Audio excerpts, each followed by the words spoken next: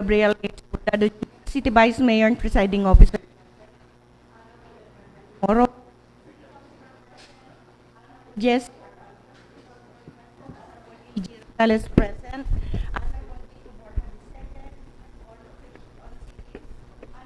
Dagay Gomez present.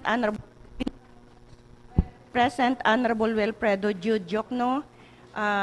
Nyaon lang po sa baba. May Okay. Honorable Aladris Makaraig absent. David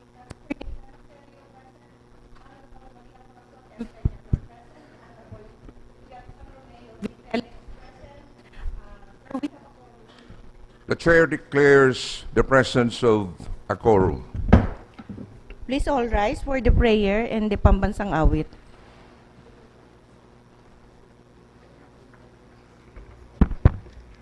Sa ngalan kang Ama, kang Aki, kasing Espiritu Santo. Amen. Pangadjion kang Sangguniang Panlungsod, namumuta na kagurangnan, Namumuta na kagurangnan.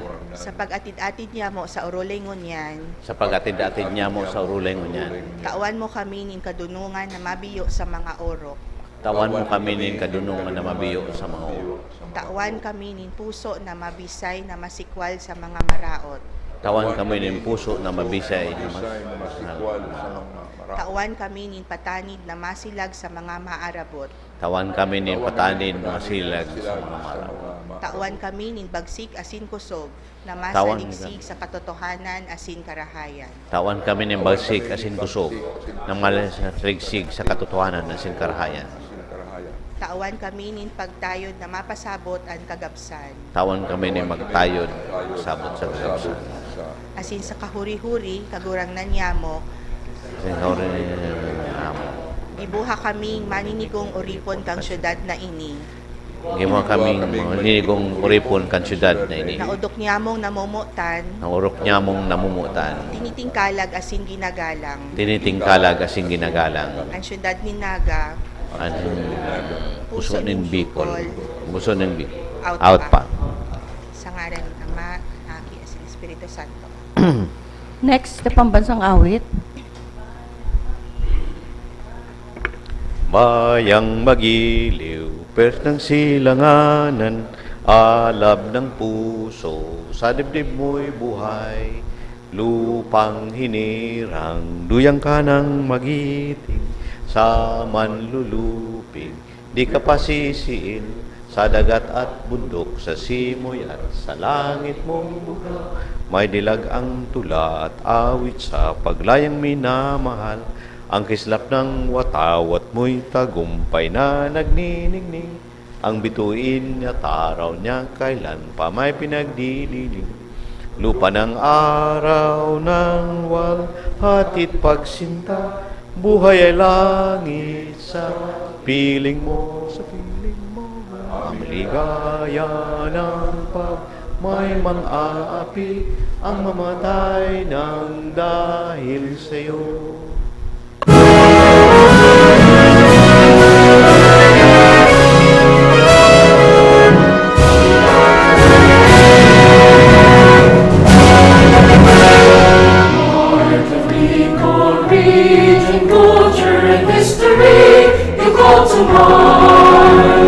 Symbols of the rarest nature, a tree, a river, and a shrine. Sing your songs, we hear your voices, in church, in streets, and marketplace, in campus, campus, every moment, shapes our lives and heals our day.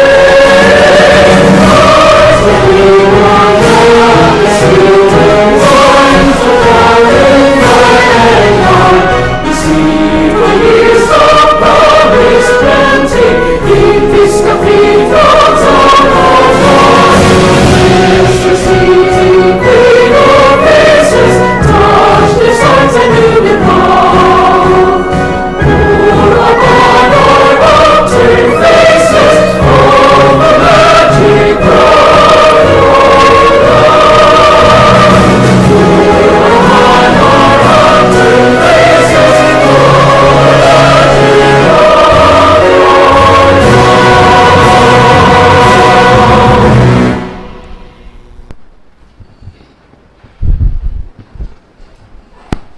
Good morning. Next item, please. Privilege time. Any member of the regular council who intends to deliver a privilege speech? Yes, City Councilor Maria Corazon Peñaflor.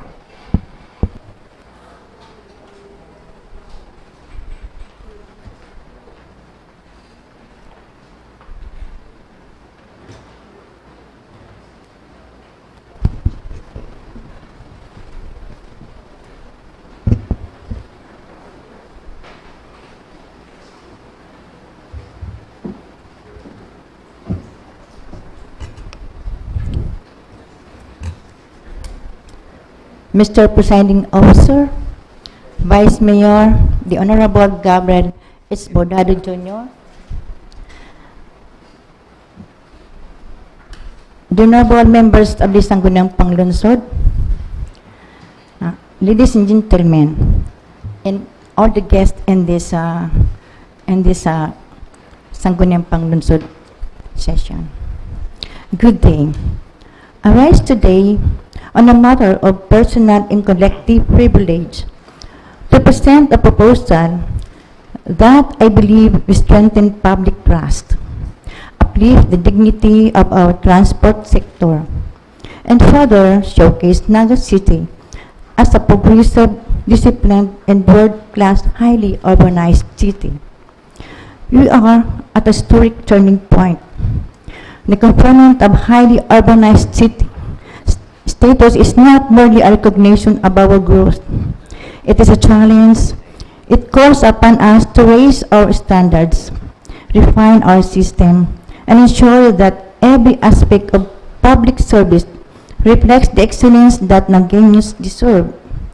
This is just about infrastructure or economic development. It is about the everyday experiences of our people, the small but significant details that shapes how our city is perceived, both its citizens and by the world.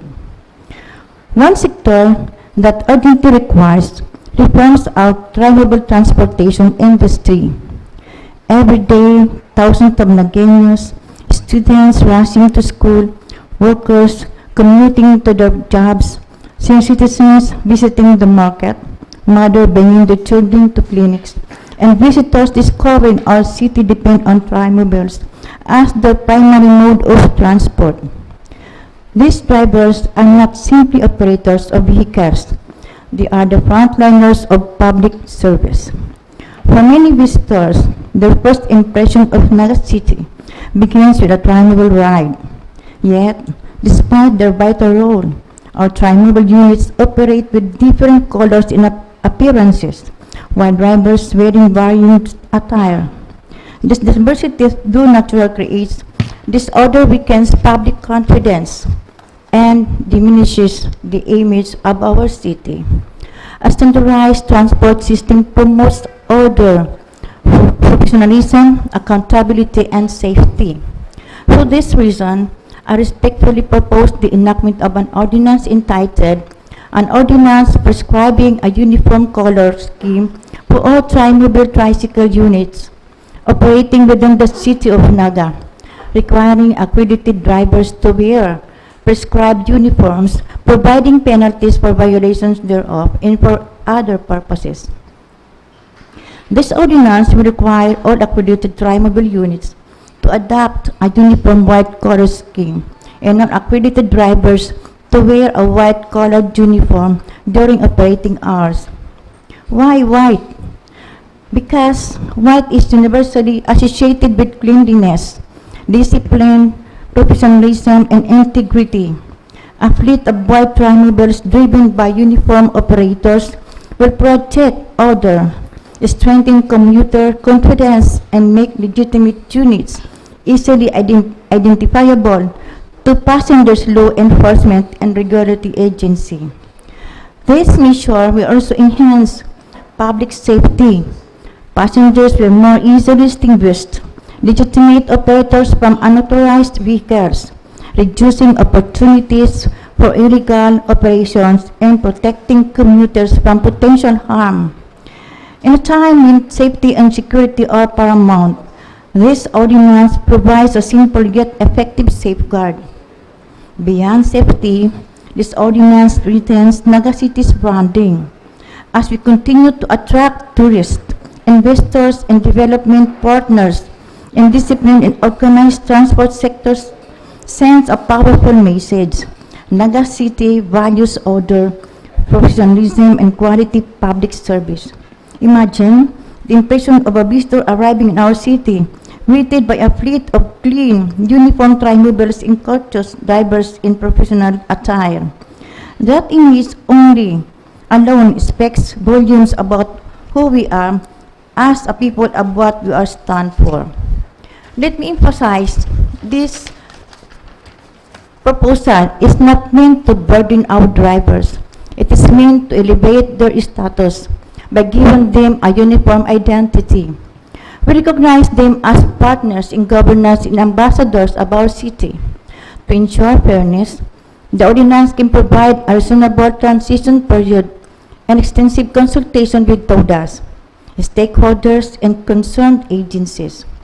With an express support mechanism such as phased implementation or partnership with local businesses to ease the transition and ensure that no driver is left behind. Honorable colleagues, progress is not only measured in skyscrapers, highways, or economic indicators. It is seen in small details people encounter every day. A clean, organized, and professional transport system may seem like a modest reform, but its impact on public perception, commuter confidence, and city pride will be profound and lasting. This ordinance is about more than paint and uniforms. It is about discipline, identity, and pride. It is about showing that Naga City is ready to embrace its new status in a highly urbanized city, not only in grand projects, but in everyday experiences of its people. It is about giving our drivers the dignity they deserve, our commuters the safety they need, and our city the image it must be upheld. I therefore respectfully urge this august body, let us support this ordinance. Let us take this step together, not only for the benefit of our commuting public and our transport operators, but for the future image of our beloved city. Together, let us build a transportation system that every Nagueño can be proud of, a system that reflects our discipline and professionalism, and our pride as citizens of Naga City. May I request the committee chairman on laws and ordinances to include this matter, privilege speech, into this session. Thank you. Mabuhay ang Naga City. Mabuhay ang ating tri-mover drivers and operators. Mabuhay ang sambayan ng Nagueño. Thank you very much, City Councilor Maria Corazon Peñaflor, for that protracted speech. Any other privileged speech from the City Council? Yes. Councilor Jefferson Felix.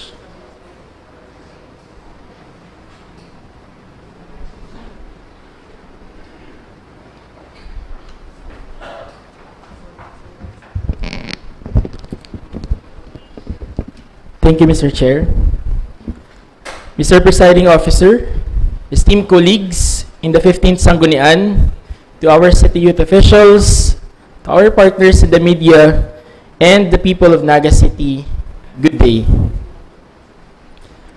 Ang pinakadelikadong problema ay hindi ang problemang hindi natin alam. Ang mas delikado ay ang mga problemang matagal nating alam pero patuloy pa rin nangyayari. And that is the reality of sex trade here in Naga City. Sex trade has reached public spaces, lodging spaces, private rooms, referral networks, and now, online platforms. It is no longer seen on the street.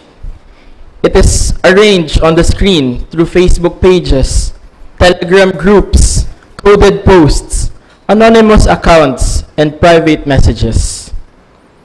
The recent public report involving the arrest of alleged pimp or bugaw and the rescue of women reportedly victimized by the sex trade did not create this problem. It exposed again what has already been happening here in Naga. There are also persons from outside the city who use Naga as a meeting point for transaction. And this thing stop. For months, I have been closely monitoring online patterns around this issue. Coded posts, anonymous accounts, repeated offers, private referrals, and groups that make these arrangements look normal.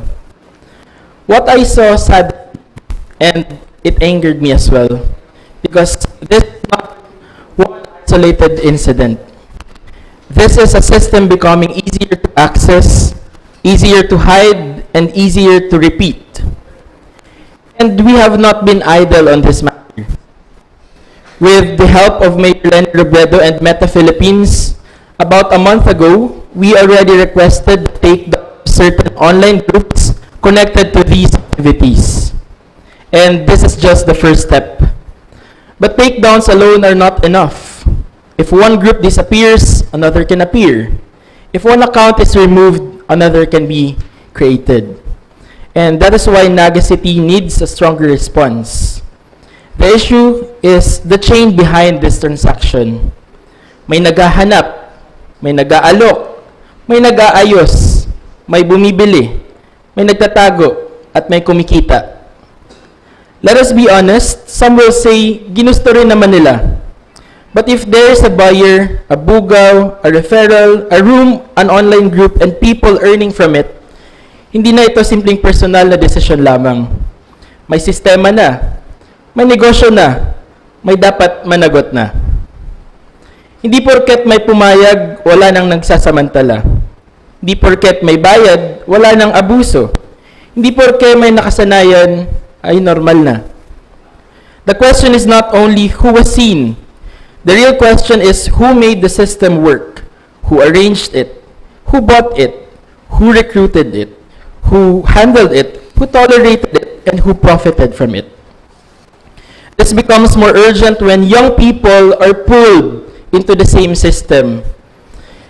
Sometimes it begins with pang-tuition, sometimes pang-baon, sometimes pang-rent, sometimes because of family pressure, debt, or a private message, an offer, a referral, or a screenshot that becomes control. And this matters because Naga is not just any place. Naga City is a city of families, students, schools, barangays, workers, and young people trying to build a better life. Naga City is known for people-centered governance, strong communities, and the courage to confront hard problems. Hindi naman nasisira ang dangal ng syudad kapag hinaharap natin ang problema. Ang nakakasira sa dangal ng syudad ay kung alam na natin pero hinahayaan pa rin natin. Ang Naga dapat lugar ng pag-angat. Hindi lugar kung saan ang sex trade nagiging normal na transaksyon. Our public spaces should not become waiting areas for this trade. Our lodging spaces should not become hiding places for buyers. Our online spaces should not become listings of people arranged through coded posts and private messages. If we allow this to continue, the damage is to public order, to the safety of young people, to the dignity of our spaces, and to the kind of city we are allowing Naga to become. That is why I rise today to introduce the Naga City Bantay Exploitation Ordinance. This ordinance draws a clear line that Naga will not become a marketplace for exploitation. It gives the city a lawful way to act against the system and refer cases to the proper authorities. To those who organize, buy, facilitate, tolerate, or profit from this trade, consider this a warning. Naga will not be easy ground for you anymore. This is not fear-mongering, but this is a fair warning. Kung bahagi ka ng sistemang ito, kahit magtago ka pa sa post, chats, referral o bayad, huwag kang maging kampante. Susundan ang ebidensya, alamin ang papel mo, at kapag may sapat na batayan, mananagot sa ilalim ng batas. This ordinance is not only about one report or one operation. It is about the kind of city we choose to become. Kung matagal na nating alam, hindi na sapat ang magulat. Hindi na sapat ang magalit lang. Hindi na sapat ang mag-usap-usap. Kaya kapag alam na natin, panagutan na natin na problema natin to. And today, we draw that line. Not here in Naga. Not here in Naga. Nung katapag tugutan na mangyari ini sa Naga. Thank you very much. Thank you, City Councilor Jepson Felix. We wish to acknowledge the presence of City Councilor Attorney Aris Macaraig. Thank you, Any Mr. other Chair. privileged speech? Okay, next item, please. Next item is the reading and approval of the order of business. City Councilor Attorney Gil Rosales. Morning, Mr. Chairman. May I move to dispense with the reading of the order of business and for the inclusion of the following items under special business and order. As item number 2, the resolution authored by the Honorable Jefferson Romeo Felix, formally acknowledging and recognizing the City Youth Vice Mayor and City Youth Councilors as the City Youth Sangguniang Panlungsod 2026 of Naga City and welcoming them into the 15th Sangguniang for legislative exposure and formation under the City Youth Officials Program. Sa item number 3, a proposed resolution authored by the Honorable Elmer Baldemoro expressing the profound gratitude and sincere appreciation of the city government to Phil 7 Foundation Incorporated, headed by its Executive Director, Ms. Ella Lakin, for its generous donation of the EduCare on Wheels vehicle in support of the city's EduCare program. Sa item number 4, another proposed resolution from the Honorable Elmer Baldemoro expressing the profound gratitude and sincere appreciation of the city government to the Early Childhood Care and Development Council through its Vice Chairperson and Executive Director, Dr. Teresita Insyong, for its generous support in the establishment of the National Child Development Center in Barangay Carolina, Naga City. Sa item number 5, a letter from the Honorable Jesse R. Albius and Honorable Alan Rees Macaraig submitting their request for the approval of the change on the composition of the Committee on Market Affairs. Sa item number 6, marked as urgent by the City Mayor, is a letter requesting for the passage of a resolution authorizing her to enter, negotiate, and sign a memorandum of agreement with Rosary Optical Clinic relative to the implementation of a systematic referral of patients aged 0 to 15 years old from all YAKAP primary care providers in the city. Marked as urgent by the City Mayor as item number 7 is a letter requesting for the passage of a resolution authorizing her to enter, negotiate, and sign a memorandum of agreement with Digi Health Specialists Incorporated relative to the implementation of the Naga City Primary Health Care Digitalization Pilot Project.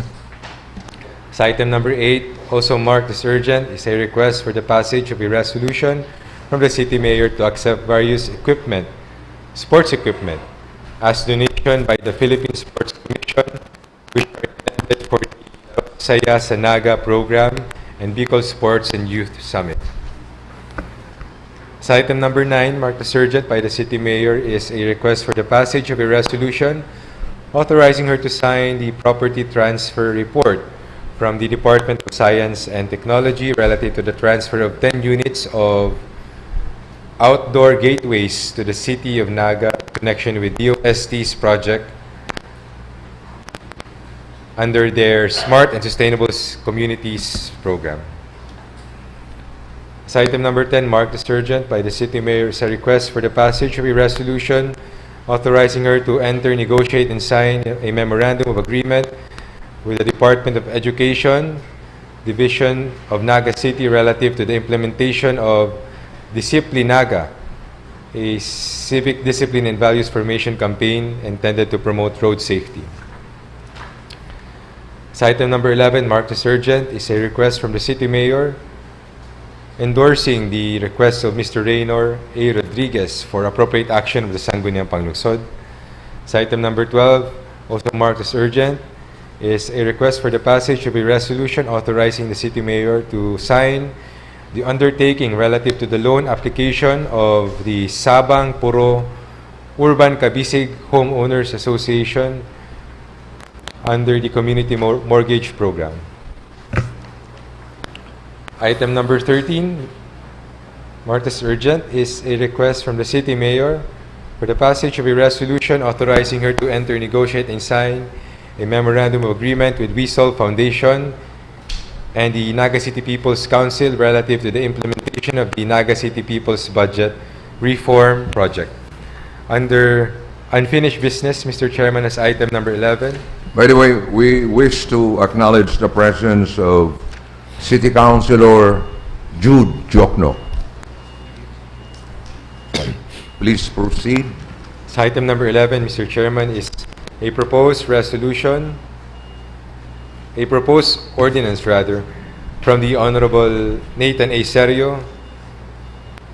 The latest draft of the proposed ordinance entitled Regulating the Use of Motor Vehicle Exhaust Systems, Prohibiting Illegally Modified and Excessively Loud Mufflers or Open Pipes within the jurisdiction of the city government, prescribing procedures for objective testing, providing penalties for violations thereof, and aligning local enforcement with the mandates of the Land Transportation Office.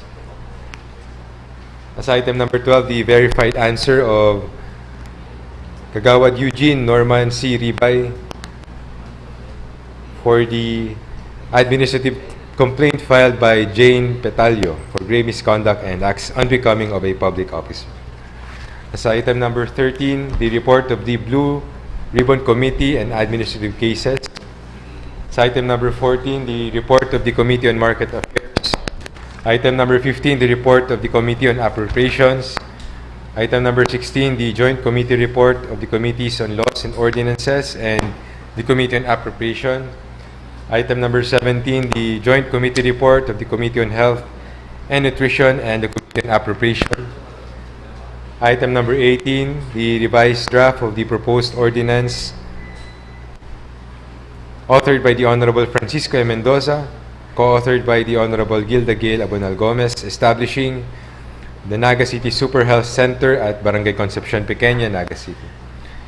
Item number 19, the revised draft of the proposed ordinance of the Honorable Jefferson Romeo Felix, establishing a healthy food environment policy for city-funded programs, activities, and official food provision in the City of Naga.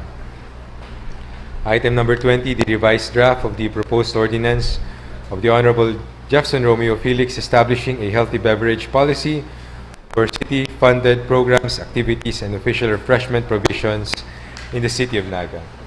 Item number 21, the proposed ordinance, third draft of Honorable Jefferson Romeo Felix, declaring Kinalas as the official culinary heritage icon of the City of Naga and providing measures for its documentation, promotion, responsible safeguarding, and support. Item number 22, the Committee on Land Use Committee report.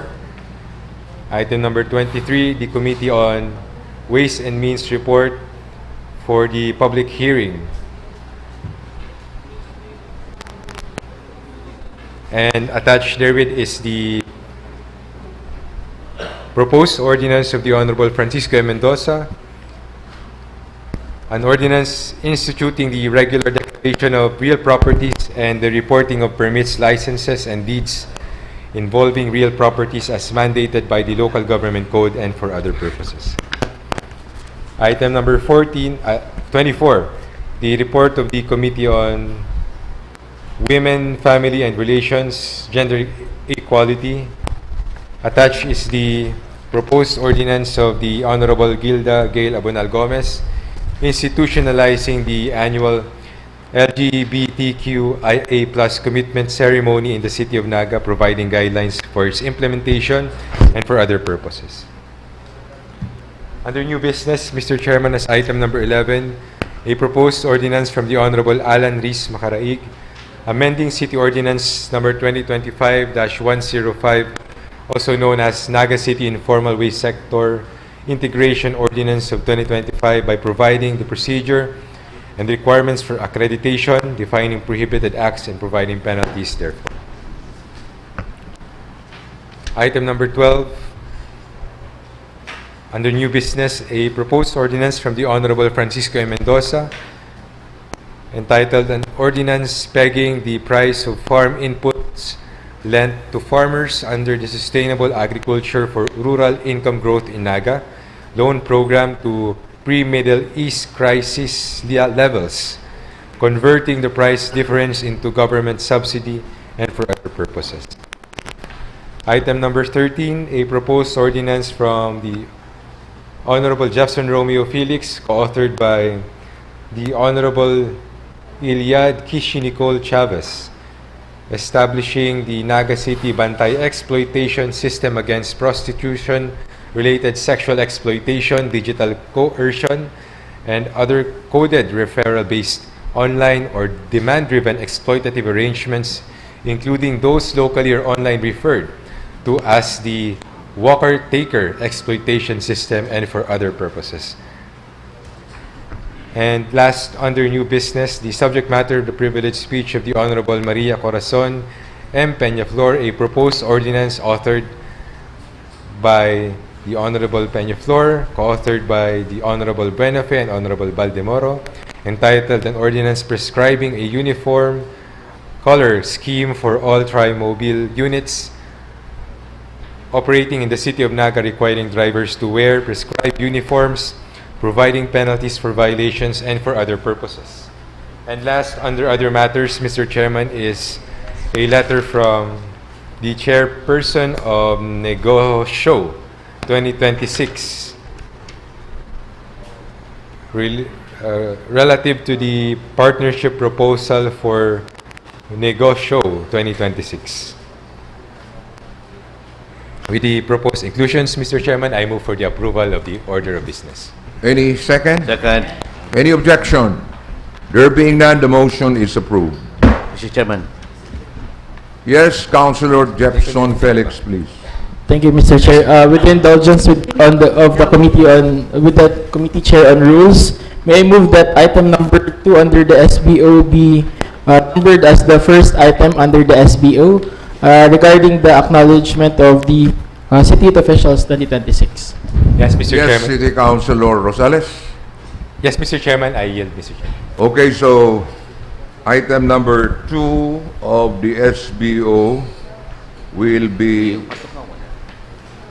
item number 1 now. Okay. Yes. Proceed, please. A proposed resolution authored by the Honorable Jefferson Romeo Felix, a resolution formally acknowledging and recognizing the City Youth Vice Mayor and City Youth Councilors as the City Youth Sangguniang Panlungsod 2026 of Naga City and welcoming them into the 15th Sangguniang Panlungsod for legislative exposure and formation under the City Youth Official Program. City Councilor Jefferson Felix, please. Thank you, Mr. Chair. Together with us at the gallery are the City Youth Councilors and City Youth Vice Mayor, Mr. Chair, who have been with us last June 2 session. With this, Mr. Chair, may I now move that we pass a resolution formally acknowledging and recognizing the City Youth Vice Mayor, City Youth Councilors as the City Youth Sangguniang Panlungsod 2026 of Naga City and welcoming them into the 15th Sangguniang Panlungsod for legislative exposure and formation under the City Youth Officials Program. So I move, Mr. Chair. Any second? Second. Joint and On joint and collective motion, Mr. Chair. So, we wish to welcome the City Youth officials for 2026. Mr. Chairman, may we invite them to join us in our... Yes, please. Kindly join us now. The City Youth Vice Mayor, Dan Christian Brohan Ragay. Kindly take your seat here.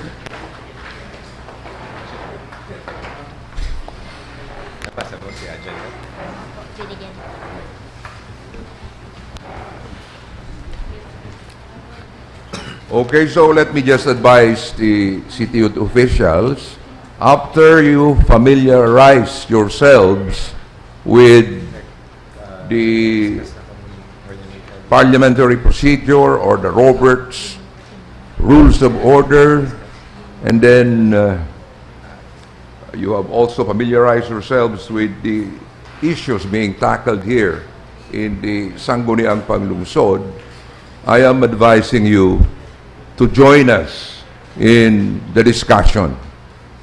Okay? Next item, please. Next is the proposed ordinance authored by the Honorable David Casper Nathan Serio, warmly congratulating and commending the Bicol State College of Applied Sciences and Technology, VISCAS, and its graduate, Mr. Christian Lanusa Kiniao, for the outstanding performance in the March 2026 licensure examination for professional teachers, the latter having ranked 7th nationwide. City Councilor Nathan Serio. City Youth Official. Morning, Mr. Chair. Perhaps before we tackle this matter, Mr. Chair, siguro kay Puan may roll call man si City Youth Officials. Traditionally bagay ko as nag-report. Okay. Na masabay sila sa tuwing. So, we are requesting the City Youth Secretary to conduct the first ever roll call for the 2026 City Youth Officials. Honorable Council, Honorable Dan Christian Bohan Ragay, City Youth Vice Mayor and Presiding Officer, Honorable Councilor Lawrence Jethro Bermundo, present. Honorable Councilor Francis Ray Bozola Alferez, present. Honorable Councilor Shane Olan Formaran Gonzalez, present. Honorable Councilor Ira Denise Lauta Calieja, present. Honorable Councilor Kishi Gabriel Diaz Regalato, present. Honorable Councilor Michael Jenry Medina Balocon, present. Honorable Councilor Christine Rose Senyar Abron, present.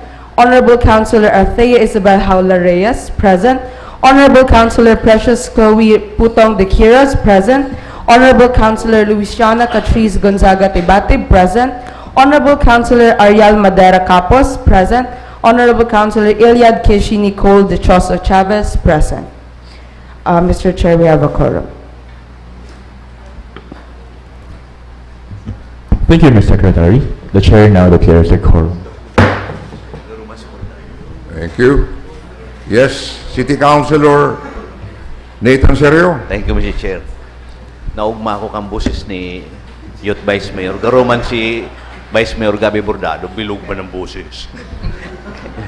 Anyway, okay, kwantalian man.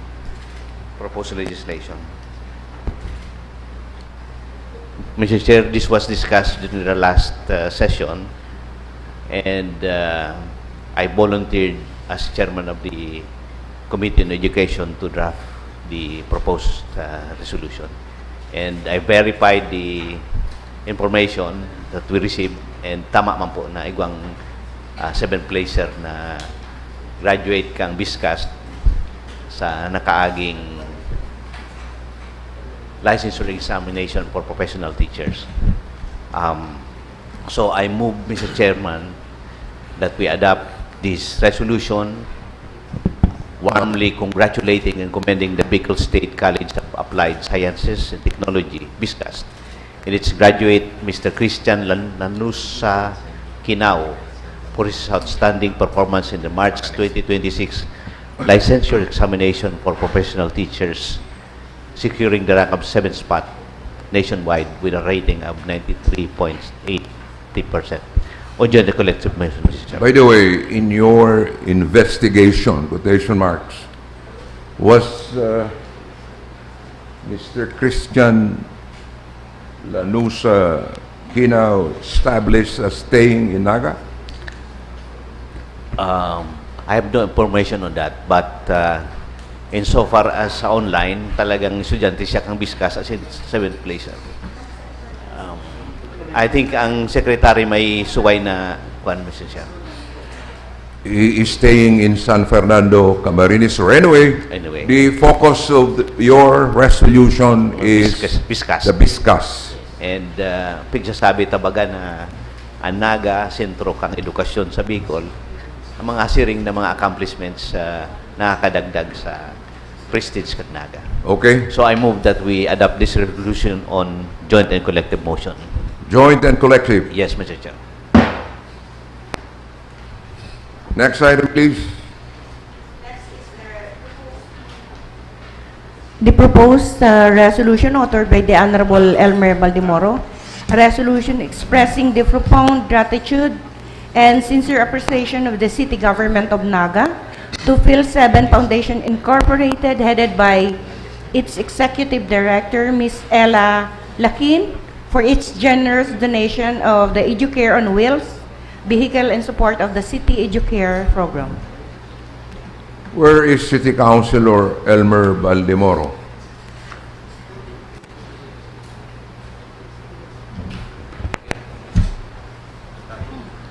Yes, Councilor Mr. Chair, Nathan Serio. apparently our top-notch councilors not around.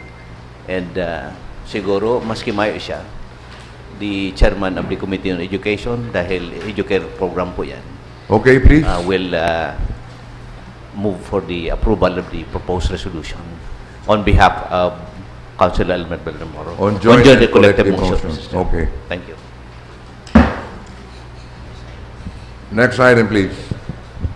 Next is another proposed resolution authored by the Honorable Baldimoro, a resolution expressing the profound gratitude and sincere appreciation of the city government of Naga to the Early Childhood Care and Development Council through its Vice Chairperson and Executive Director, Dr. Teresita G. N. Xiong, for its generous support in the establishment of the National Child Development Center in Barangay Carolina de City. We wish to acknowledge the presence of City Councilor Elmer Baldimoro. Councilor Baldimoro, please. Thank you, Mr. Chair. Mr. Chair, the National Council of the Early Childhood Care and Development Council, through its Vice Chairperson and Executive Director, Dr. Teresita Inchong, gave to us a fund for the construction of the NCDC or National Child Development Center and in Barangay Carolina. So with this, Mr. Chair, together with my city youth counterpart, Lance Bermudo, may I move to pass a resolution expressing the profound gratitude and sincere appreciation to Early Childhood Care and Development Council. I so move, Mr. Chair. Again, on joint and collective motion. Yes. Next item, please. Yun eh.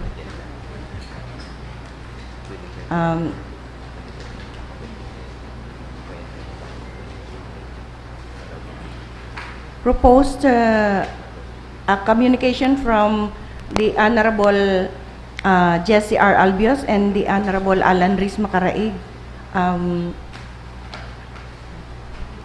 requesting for the approval on the change in the committee composition of the Committee on Market Affairs as follows: Chairperson, Honorable Alan Riz Macaraig; Co-Chairperson, Honorable Jesse R. Albios; and the members, Honorable Vito Borja II, Honorable David Casper Nathan Serio, Honorable Milvin Ramon Buenape, and Honorable Maria Corazon Peñaflor. City Councilor Attorney Aris Macaraig. Mr. Chair, in the exigence of public service, may we move that the rules be amended to reflect the new membership of the Committee on Market Affairs with this was with prior consultation with and approval of Dr. Vito Puch Borja, City Councilor, and the prior also approval of City Councilor Jesse R. Albius, and with the concurrence of the Mr. Ramon Florento. So moved, Mr. Chair. Second. Any objection? There being none, the motion is approved. Next item, please. A communication from the Office of the City Mayor seeking for the passage of a resolution authorizing her to enter into, negotiate, and sign the memorandum of agreement with Rosario Optical Clinic relative to the implementation of a systematic referral of patient aged 0 to 15 years old from all YACA primary care providers centers in the city from the City Health Office 1 and 2, Our Lady of Lourdes Infirmary, and the Naga City General Hospital public school clinics and its catchment areas to Rosary Optical Clinic for school-based and community-based optometric services. Any reaction or comment? Yes, Councilor Baldemoro.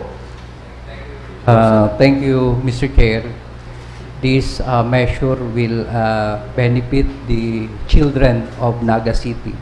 Nowadays, Mr. Chair, ang mga aki, because of the gadget and social media, madaling nararaot ang nagkakaigwa ng problema sa mata. So with this memorandum of agreement with Rosary Optical Clinic, will address the concern of the parent to their children.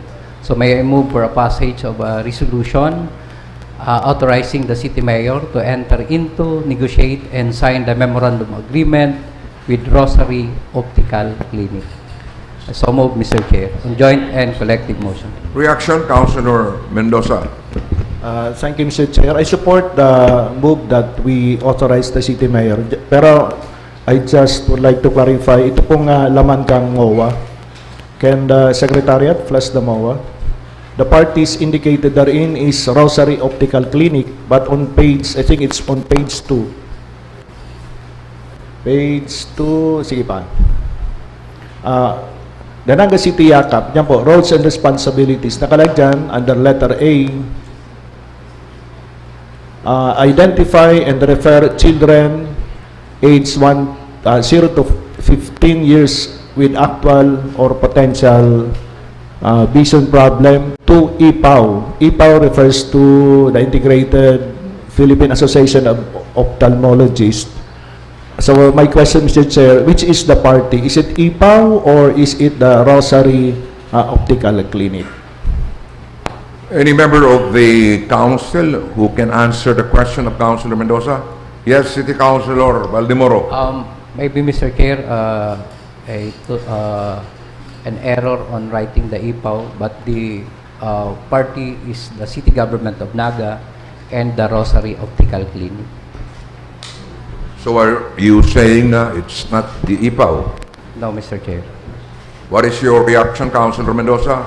I am just seeking clarification. If that is the intent, then the resolution should indicate, or we could request the source office to correct the agreement accordingly.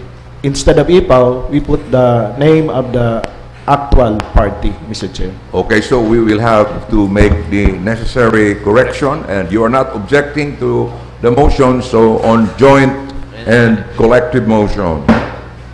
Next item, please.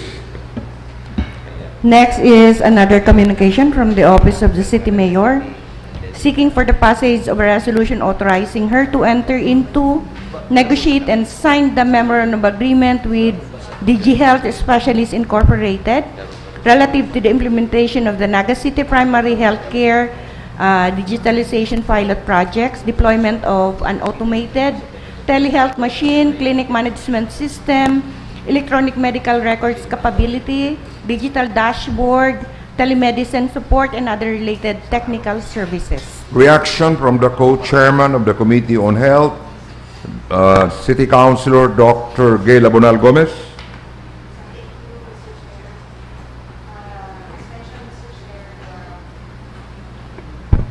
The DG Health Specialists Incorporated will deploy in the LGU, first and foremost, an automated telehealth machine and other services.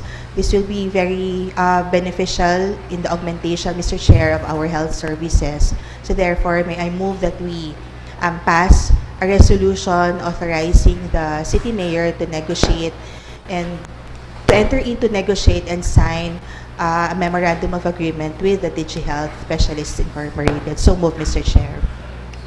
Any second? So, on joint and collective motion. Next item, please. Another communication from the Office of the City Mayor seeking for the passage of a resolution authorizing her to accept various sports equipment as donated by the Philippine Sports Commission, which are intended for the Larot Saya sa Naga program and Bicol Sports and Youth Summit. Any comment? Yes, Councilor Jefferson Felix. Thank you, Mr. Chair. May I move that we pass a resolution authorizing the city mayor to accept various sports equipments as donation by the Philippine Sports Commission for the Larot Saya sa Naga program and the Bicol Sports and Youth Summit. So I move, Mr. Chair. A reaction, Councilor Balimoro. In support of this proposition. However, iapot ko lang, is there a condition if I remember right, the donation to the Naga City Gymnasium for the gymnastics has a condition that it will be solely used by the gymnastics. So, hindi ba may condition na pigtatao sa satuya? City Councilor Felix. Thank you, Mr. Chair. Maybe, Mr. Chair, we can refer back to the MOA that we approved for signing last time. We request the Secretary, Mr. Chair, to refer back to it. Okay, please.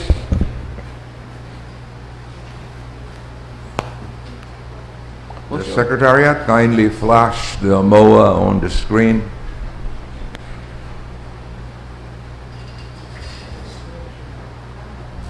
MOA. Hindi.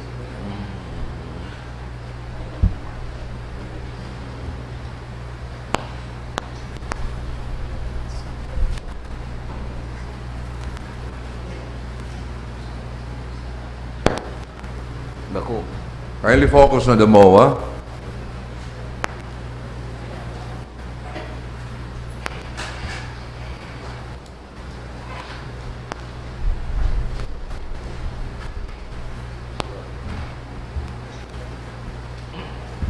Madam Secretary, kindly focus on the MOA. Yes, City Councilor Jefferson Felix.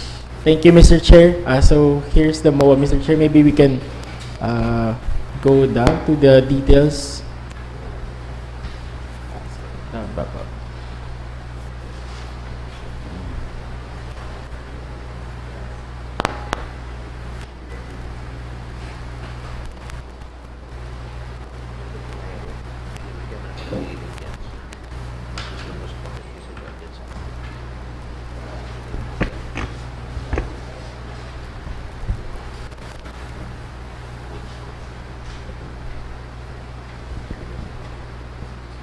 Mr. Chair, basically, Mr. Chair, I think in the MOA it was not stated kung ano si conditions kang donation, Mr. Chair. And as far as I know, Mr. Chair, it will just be used for the implementation of the Larot Saya sa Parke program. So, in other words, there is no condition. Just here, Mr. Chair, si pag-organize lang po, Mr. Chair. Mainly. Okay. What is your reaction, Councilor Baldimoro? If no condition, Mr. Chair, particularly the exclusive use for a particular venue, I am in support for this. So, any second to the motion? Second. So, again, on joint and collective motion. Next item, please. Next is another communication from the Office of City Mayor. Just a moment, please, Madam Secretary. Councilor Baldimoro. In connection with the donation, Mr. Chair, may I move on joint and collective motion to pass a resolution giving thanks and gratitude to Philippine Sports Commission. Okay, any second? Second. Joint collective. Joint and collective. Next item, please. Another communication from the Office of the City Mayor seeking for the passage of a resolution authorizing her to sign the property transfer report from the Department of Science and Technology relative to the transfer of 10 units of Lurawan Outdoor Gateway to the City of Naga in connection with the OSC project titled Empowered Naga City by Enhancing Lurawan Long-Range Wide Area Network Infrastructure for a Sustainable Smart City Future under their Smart and Sustainable Communities programs. Any reaction or comment to this particular communication coming from the city mayor? Yes, City Councilor Attorney Aris Macaraig. I respectfully move that we pass a resolution authorizing the city mayor to sign a property transfer report from the DOST relative to the Lorawan in connection with DOST's project, Empowered Naga City by Enhancing Lorawan Infrastructure for Sustainable Smart City Future. Okay. So Any moved, second? Mr. Second. On joint and collective motion. Next item, please.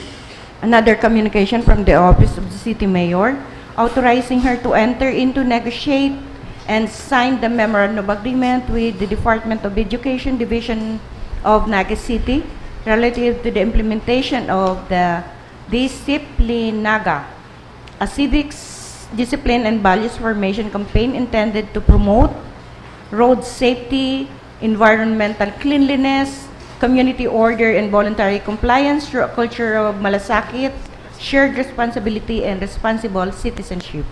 City Councilor David Gasper Nathan Serio. Mr. Chairman, Discipline Naga is a new program of the Progred administration, and this will be implemented in partnership with Department of Education, Division of Naga City. So I move, Mr. Chair, that we pass a resolution authorizing the City Mayor to enter into, negotiate, and sign the memorandum of agreement with DepEd Naga relative to the implementation of Discipline Naga, a civic discipline and values formation campaign intended to promote road safety, environmental cleanliness, community order, and voluntary compliance through culture of malasakit, shared responsibility, and responsible citizenship. So move on joint collective motion. Again, on joint and collective motion. Next item, please. Next is another communication from the Office of City Mayor endorsing the request of Mr. Reynor Rodriguez for the consideration and appropriate action of the Sangguniang Panlungsod. Mr. Chair.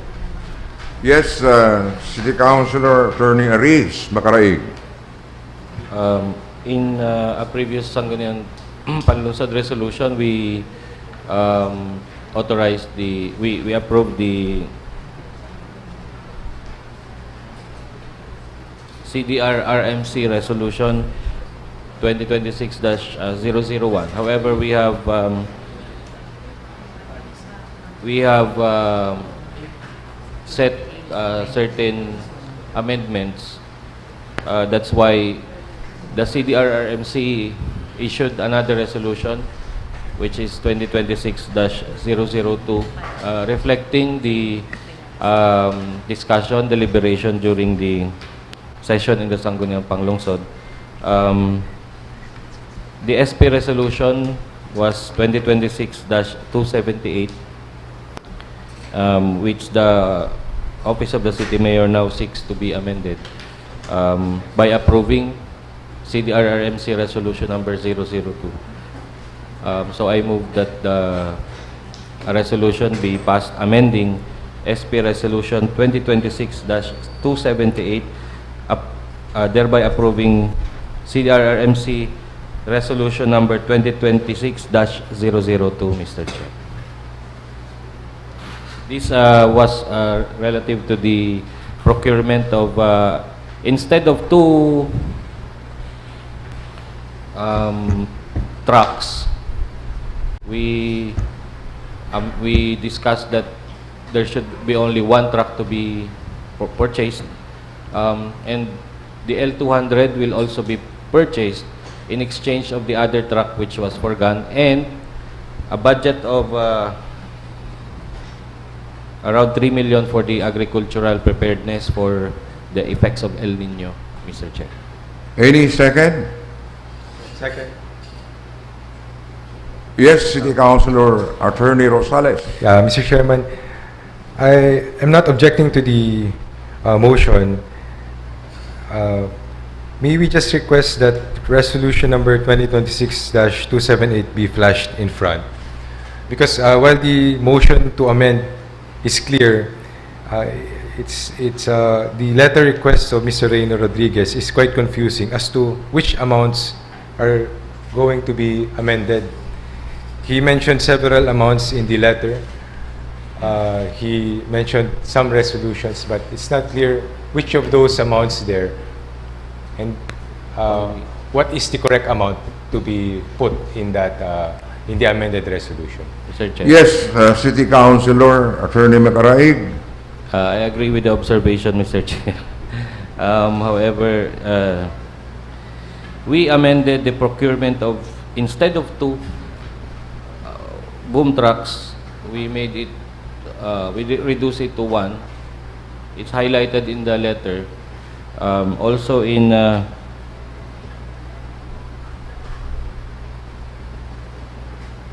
grand total was, of course, to be amended from 30.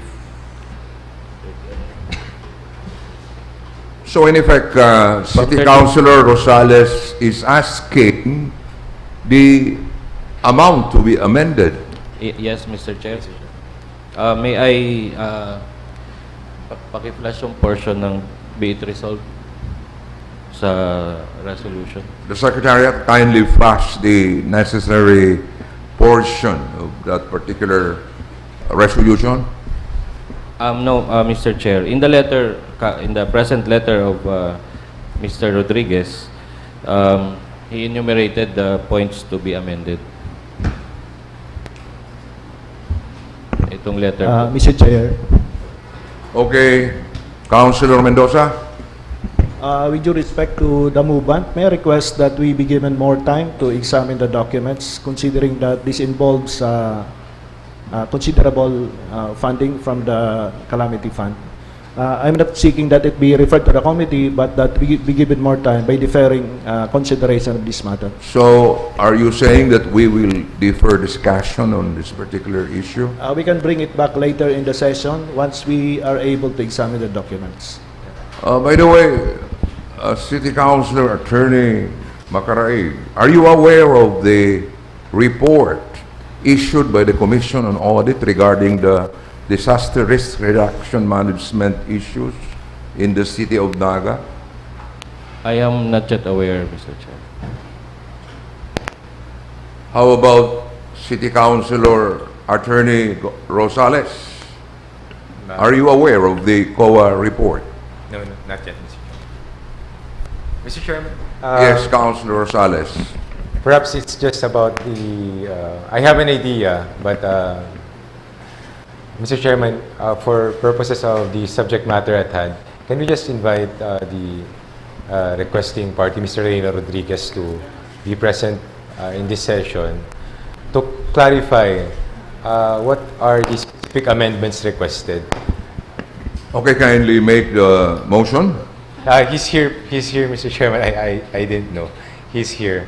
Where is so can Mr. maybe Reyno? just request him to give us the specific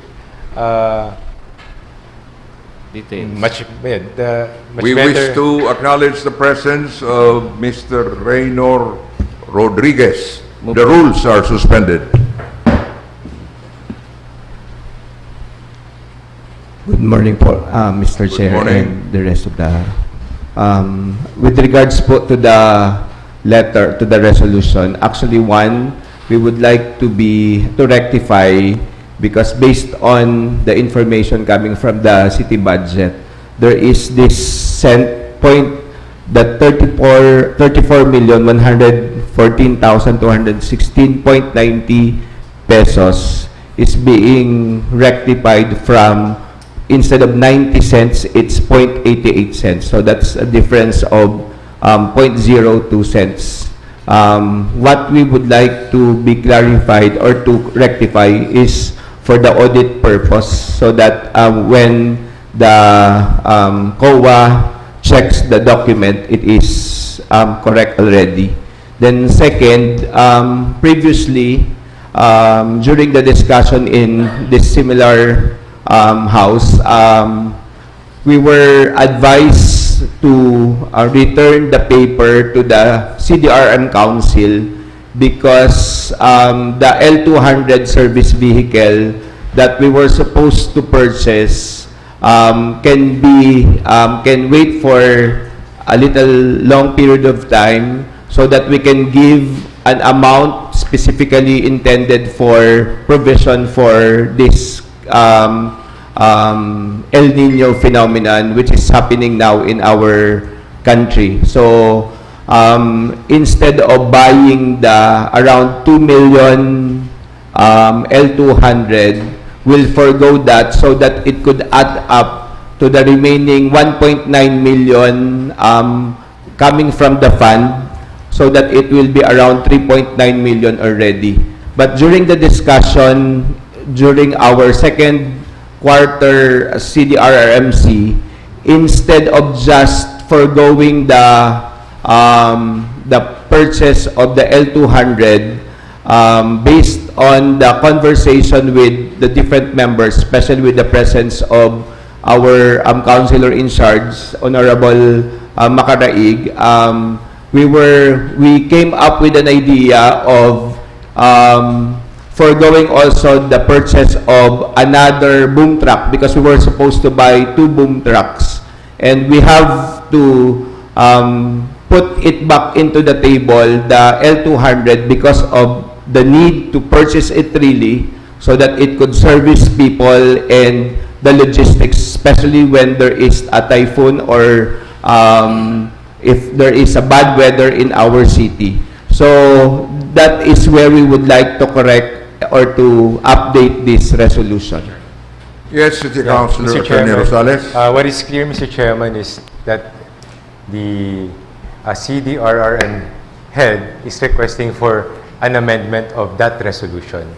So, what is not clear yet, if what are the amounts and which specific parts is being requested to be amended. I'm sure the Secretariat will be confused later on what amendatory ordinance to pass. So we are, while we are in agreement as to its amendment, Mr. Chairman, may we just request Mr. Reyno Rodriguez to just submit to the Sangguniang the proposed amendatory resolution, so that the Sangguniang will be able to decide knowledgeably what is it approved, what are the amounts to be approved, amendatory amounts to be approved. Reaction, Mr. Reyno Rodriguez. Agree po, Mr. Chair. Okay. So you will be coming up with the... Actually, we already have it.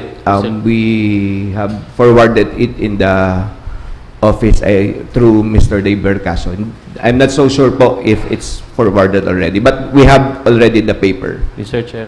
In other words, you have crafted the amendatory resolution. Yes po. Okay, Councilor Mendoza.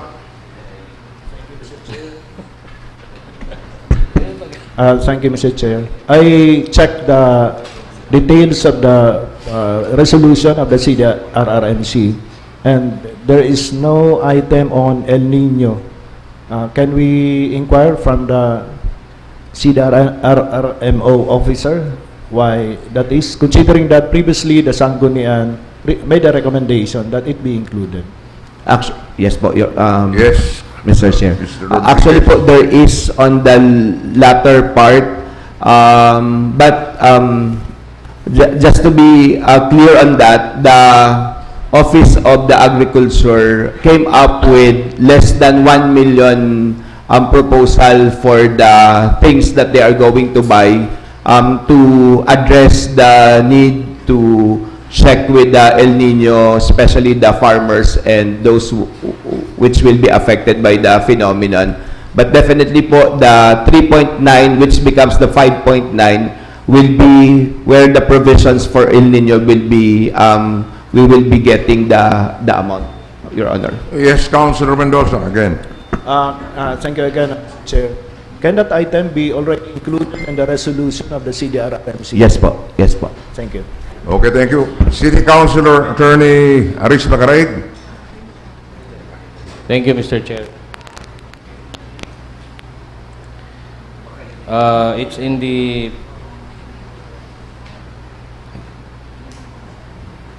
portion of Mampa-flash ka tong ano.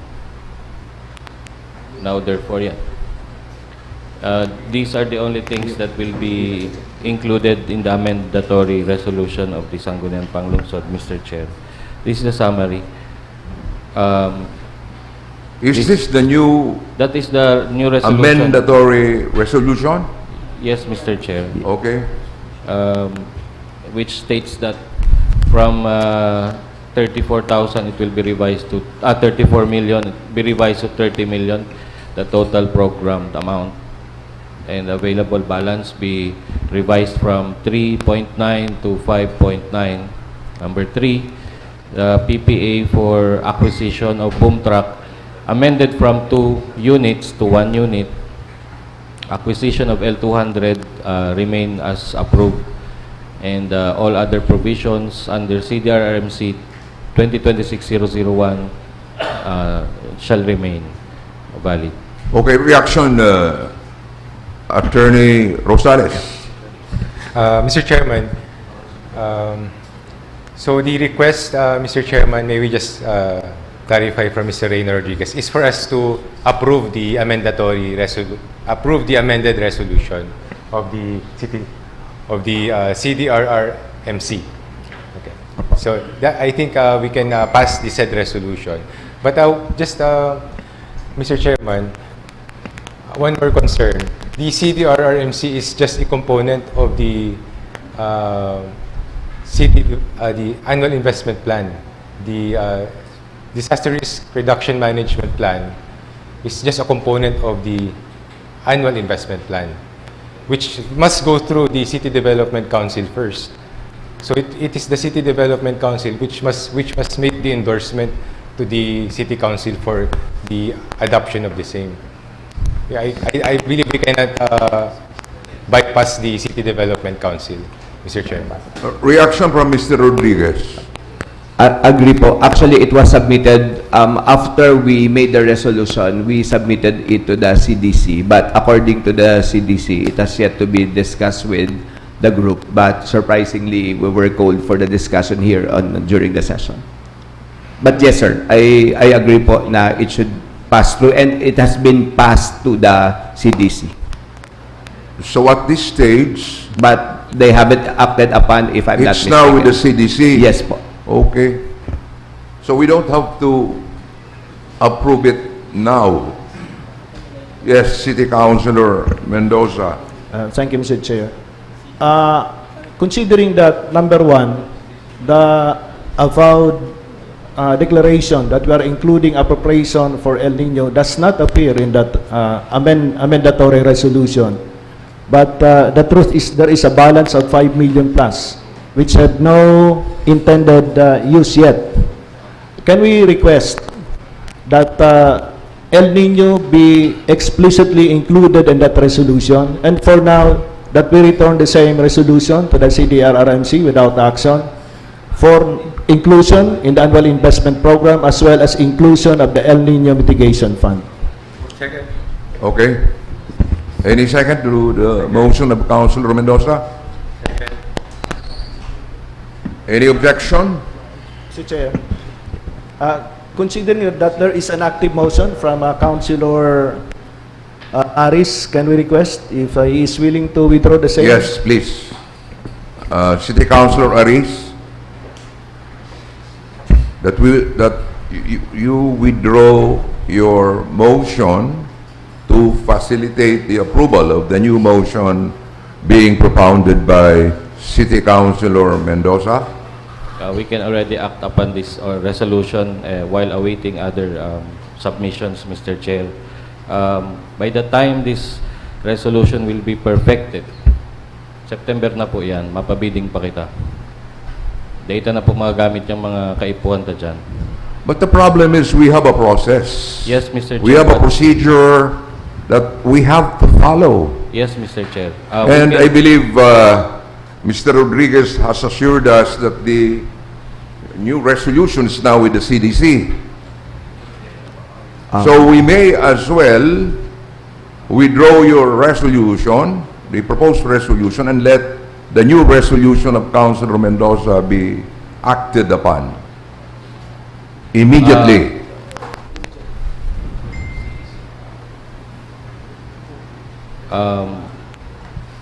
The resolution being required from the CDC can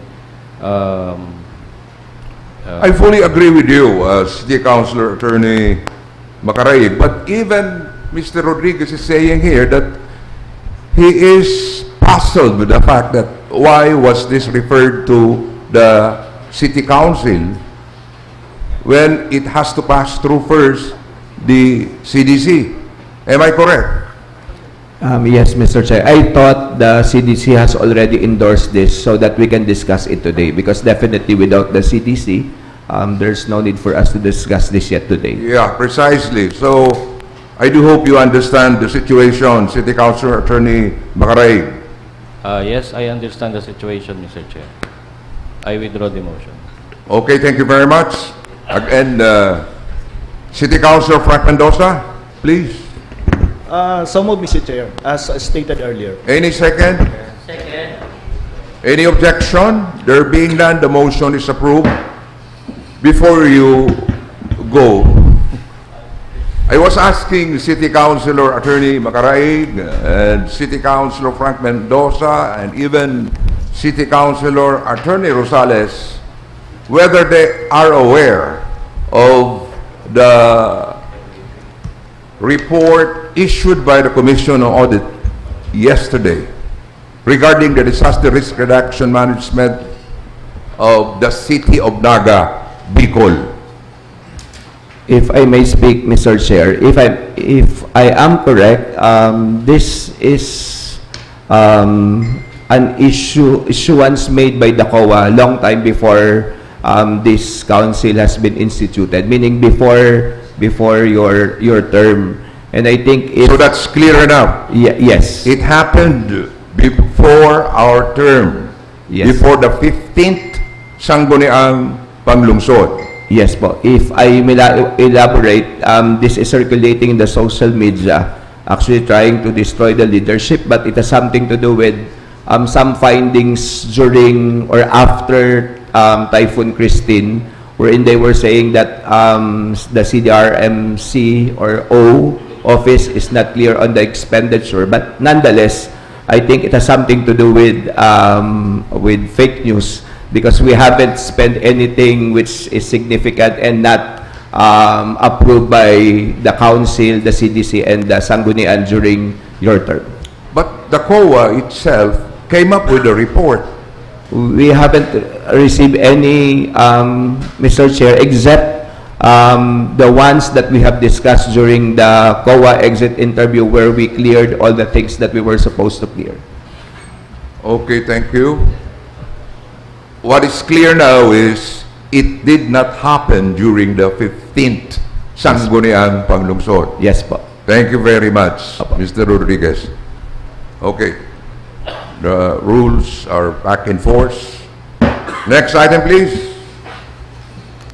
Next is a communication from the Office of the City Mayor seeking for the passage of a resolution authorizing her to sign the undertaking relative to the loan application of the Sabang Puro Urban Cabisig Homeowners Association Incorporated and the Mabulo Homes Subdivision Homeowners Association under the Enhanced Community Mortgage Program. City Councilor Dr. Jesse Albios. Thank you, Mr. Chair. This is related to the loan application of Sabang Puro Urban Cabisig Homeowners Association Incorporated and Mabulo Home Subdivision Homeowners Association under the Enhanced Community Mortgage Program with the Social Housing Finance Corporation. So may I move for the passage of two separate resolutions authorizing the city mayor to sign the undertaking with Sabang Puro and Pabulo Homes Subdivision. So move, Mr. Chair. Any second? Second. Any objection? There being none, the motion is approved. Next item, please. Next is another communication from the Office of the City Mayor seeking for the passage of a resolution authorizing her to enter into, negotiate, and sign the memorandum of agreement with We Solve Foundation Incorporated and the Naga City People's Council relative to the implementation of the Naga City People's Budget Reform Project. Any comment or reaction from the members of the council and from the CYO?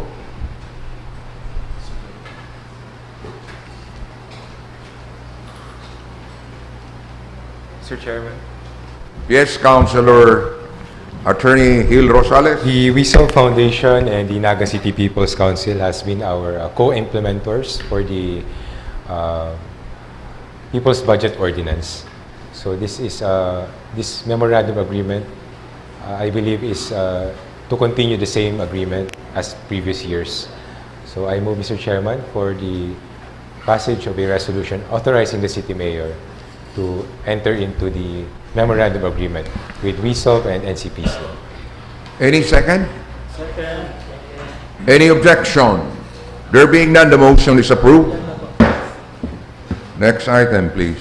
Under unfinished business is item number 1 is the proposed ordinance authored by the Honorable David Casper Nathan Serio establishing guidelines on the use of the Philippine national flag over the caskets of deceased civilians who have rendered distinguished service to the city government of Naga. City Councilor David Casper Nathan Serio.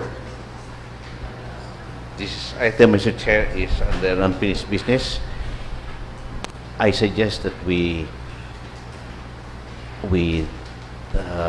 take a break. Nag-abot na po ang balaog. Kanmal na Diyos. Okay. We will be taking a break. After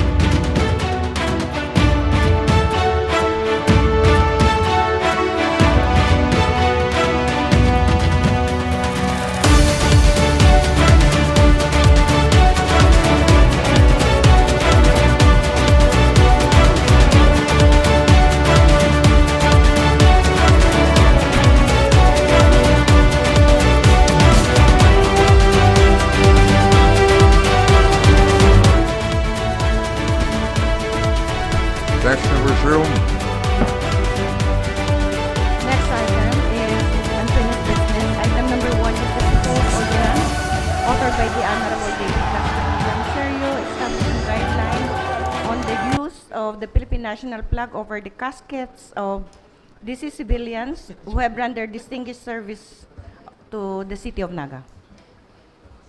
City Councilor David Gasper Nathan Serio.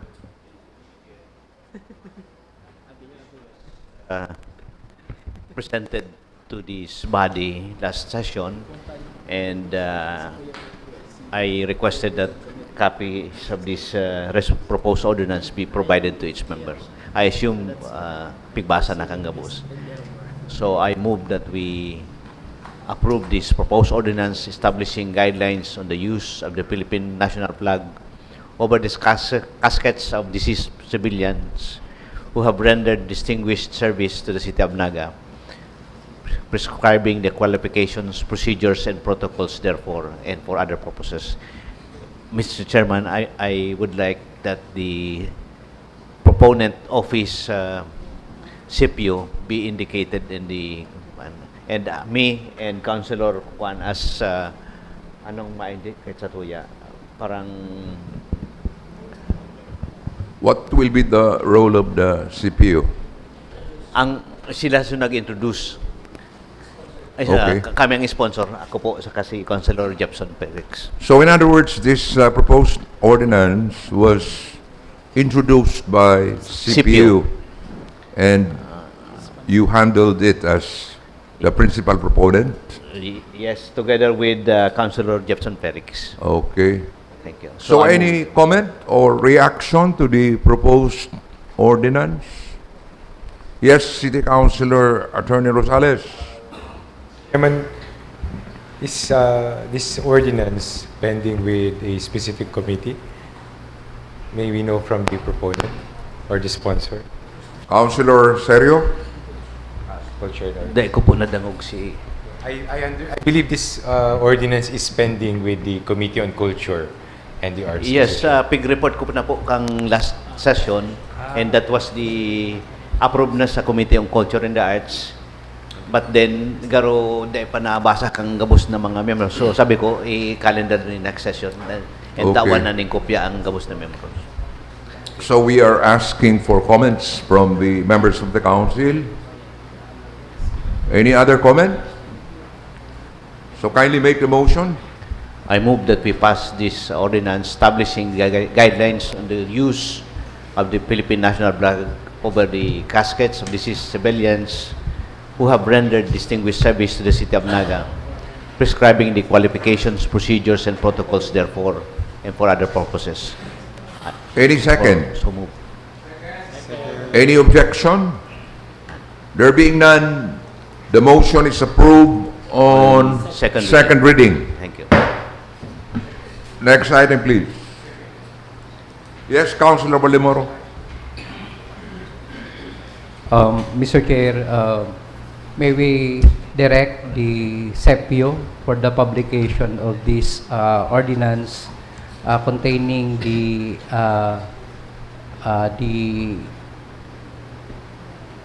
protocol on displaying the Philippine flag over the casket, where the entitled person and also the proper protocol. Okay, we will do it after the approval on third reading. Yes, Mr. Chair. Next item, please. Next item is a letter dated June 10 from the Office of the City Mayor, addressed to Honorable Juan Francis Mendoza, Punong Barangay of Concepcion, Pequeña, enforcing the decision of the Sangguniang Panlungsod for the administrative suspension of the latter for 1 month. City Councilor Attorney Rosales. Mr. Chairman, this matter was supposed to be in other matters. I erroneously put it under unfinished business. No action is being required from us at this point in relation to this case, Mr. Chairman. I move that we just take note of the same. So we take note of this particular item. Next item, please. Next is a letter dated June 9 from Susan Culiano, School Division Superintendent of the DepEd Naga, containing their comments and recommendation on the proposed Emergency Teacher Substitute Program Ordinance of the City of Naga. Reaction from the Chairman of the Committee on Education, City Councilor David Casper Nathan Serio.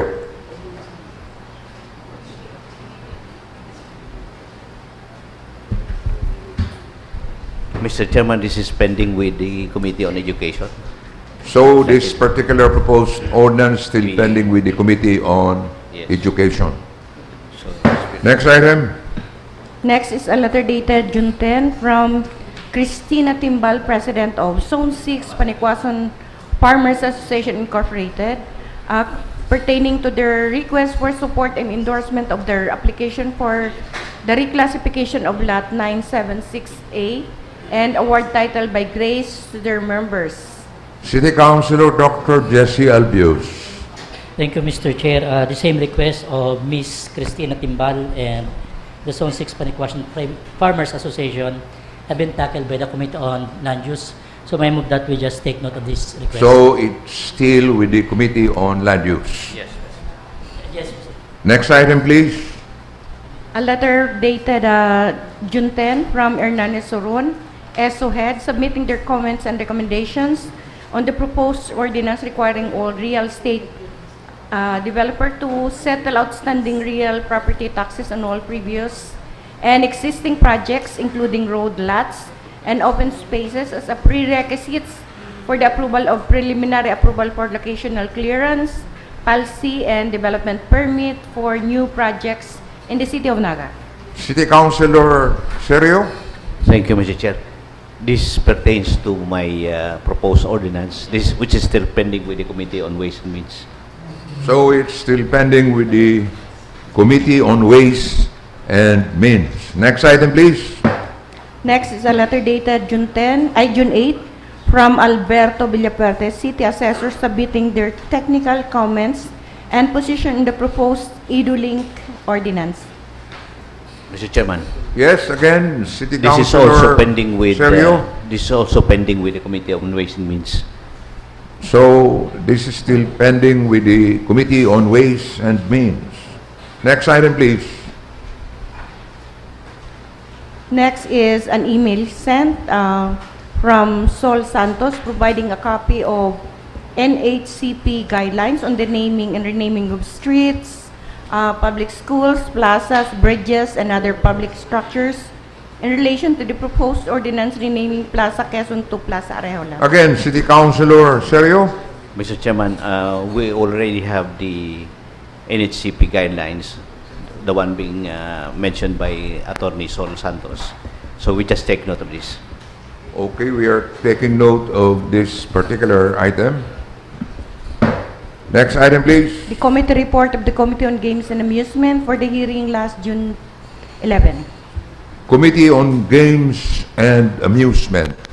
The report will be rendered by City Councilor Dr. Jesse Albios.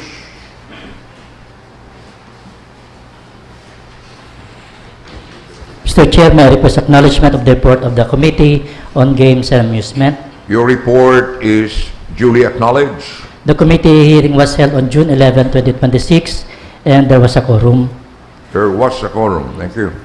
The lone item of the agenda is the letter dated 6 May 2026 from Mr. Frederick Santamaria, Manager Bingo Boutique, seeking the renewal of the franchise to operate Bingo Boutique at Villa Casares Hotel, this city, and change the operator's name from Robredo Incorporated to Big R Gaming Corporation.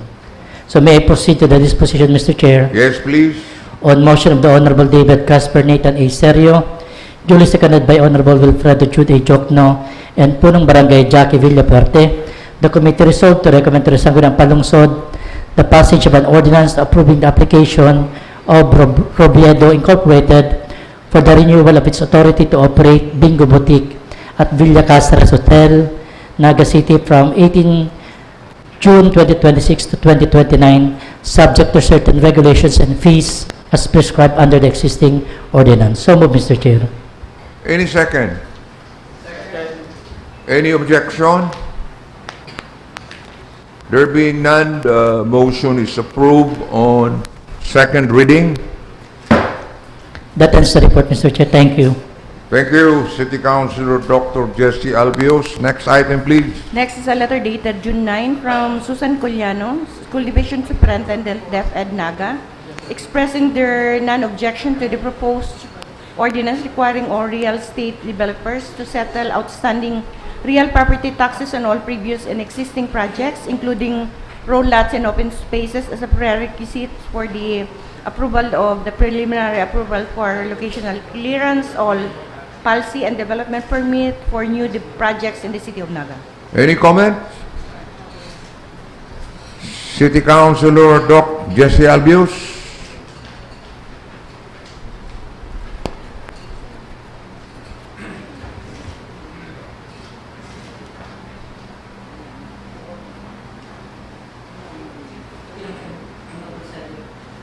Yes?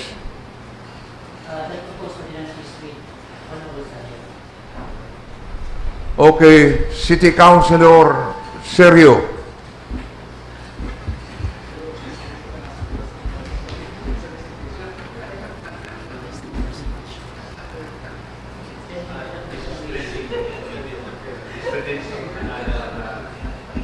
How's that again?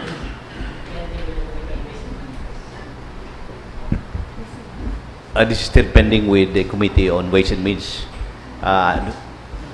This pertains to another ordinance, Mr. Chair. So it's still pending with the Committee on Ways and Means. Next item, please. Next is the proposed ordinance authored by the Honorable David Casper Nathan Serio, an ordinance regulating the use of motor vehicle exhaust systems, prohibiting illegal, modified, and excessively loud mufflers or open pipes within the jurisdiction of this local government unit, prescribing procedures for objective testing, providing penalties for violations thereof, and aligning local enforcement with the mandates of the Land Transportation Office. Again, City Councilor Serio. This is pending with the Committees on Laws and Ordinances, Mr. Chair. Pending with the Committee on Laws and Ordinances. Next item, please. Next is the verified answer in the case filed by Jane Vitalio Pili versus Kagawa Eugene Norman Ribay for grave misconduct and acts unbecoming of a public officer. Where is the chairman of the Blue Ribbon Committee?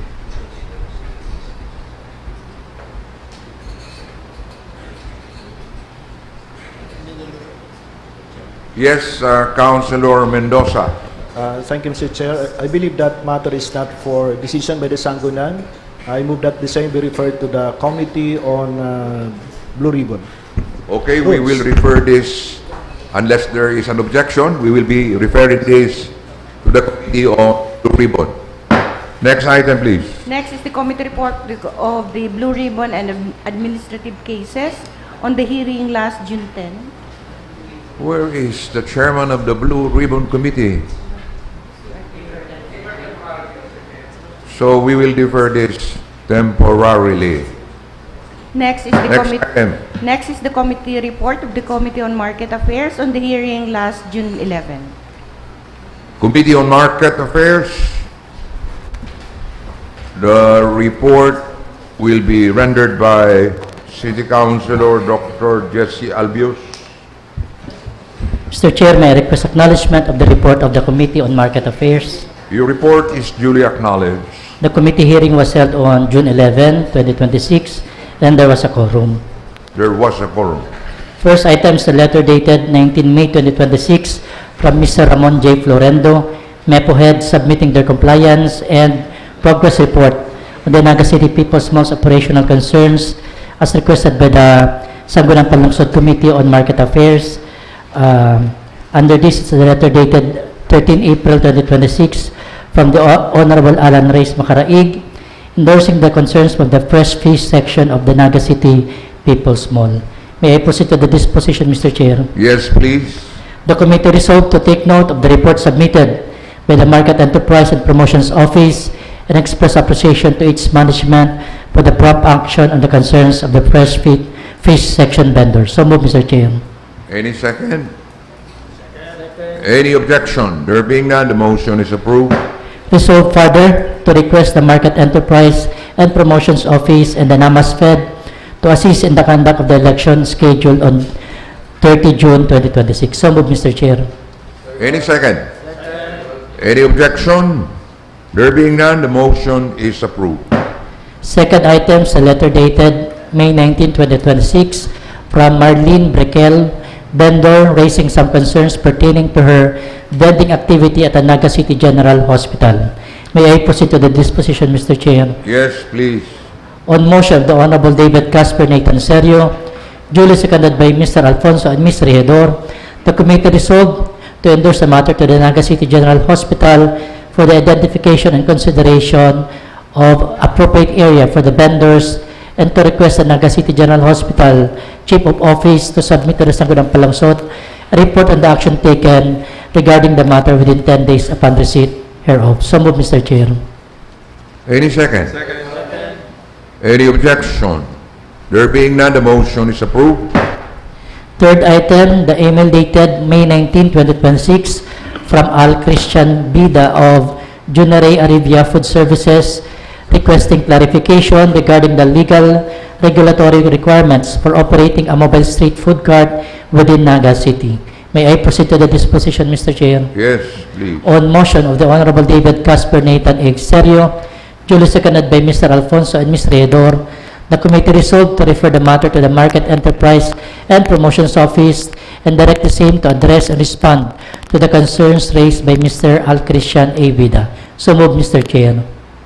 Any second? Any objection? There being none, the motion is approved. Resolved further to encourage Mr. Vida to coordinate with the Metro Peso for guidance regarding his application as a vendor in the City Lights area, Barangay Carolina, Naga City. So move, Mr. Chair. Any second? Any objection? There being none, the motion is approved. That ends the report, Mr. Chair. Thank you, City Councilor Doc Jesse Albius. Next item, please. Next. Yes, City Councilor Baldemoro. Thank you, Mr. Chair. Mr. Chair, I seek reconsideration to the disposition pertaining to the report of the Committee on Games and Amusement. Okay, please. A while ago, Mr. Chair, we approved for the granting of permit of the renewal of Bingo Boutique at Villa Cáceres Hotel. May I propose, Mr. Chair, to include the hours of operation? The what? The hours of operation of the said Bingo Boutique. Dahil po kaya clear kung anong oras lang ang operation. Since it is a hotel, this might operate 24 hours. The danger, Mr. Chair, may mga previous incident na kadto na dahil na nagtutururog dahil nagbibingo. So may I suggest, lagan taning hour of operation in this granting of approval. My proposal is until 12 midnight. From what time? Your proposal is the 12 noon to 12 operation midnight. will start at 12 noon up to 12 midnight. Reaction from City Councilor Doc Albius. Thank you, Mr. Chair. The manager of the Bingo Boutique mentioned that the operations is from 12 noon to 12 midnight. But I agree with the Honorable Baldemoro that it is better that we put that in the ordinance approving the application. Okay, so you are in favor of putting categorically the provision that the bingo will start at 12 noon and will wrap up at 12 midnight. Yes, Mr. Chair. Okay, please make the motion. So may I move that we include in the ordinance the specification that the said Bingo Boutique operates from 12 noon to 12 midnight only. So move, Mr. Chair. Any second? Second. Any objection? Yes, Councilor Mendoza. Not an objection, Mr. Chair, just a query. We are approving this ordinance on second reading. Yes, second reading. So, can we read the ordinance? Ay pa. How's that? Permit lang. Because of the conditions stated on the last part is subject to certain regulations and fees as prescribed. Under existing ordinance. So this would be governed by existing ordinances. Yes, yes, yes. Okay, that clarifies it, Mr. Chair. No objection. Okay, thank you, City Councilor Mendoza. So, again, please restate the new motion. Chair, that we include in the ordinance approving the application of Robredo Incorporated for renewal of its authority to operate a bingo boutique at Villa Casares Hotel, Naga City, the duration of its daily operation from 12 noon to 12 midnight only. Any second? Second. Any objection? There being none, the motion is approved. Next item, please. Next item is going back to the committee report of the Committee on Blue Ribbons and Administrative Cases on the hearing last June 10. So the Committee on Blue Ribbon.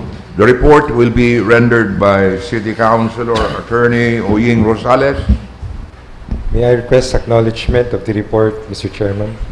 Your report is duly acknowledged. There was a quorum for the meeting held last June 10, 2026. There was a quorum, okay. Pertaining to SP Administrative Case 2026-2, entitled Edmundo Sierra Lapid versus Punong Barangay Leon Chalibwit for grave misconduct and gross ignorance of the law.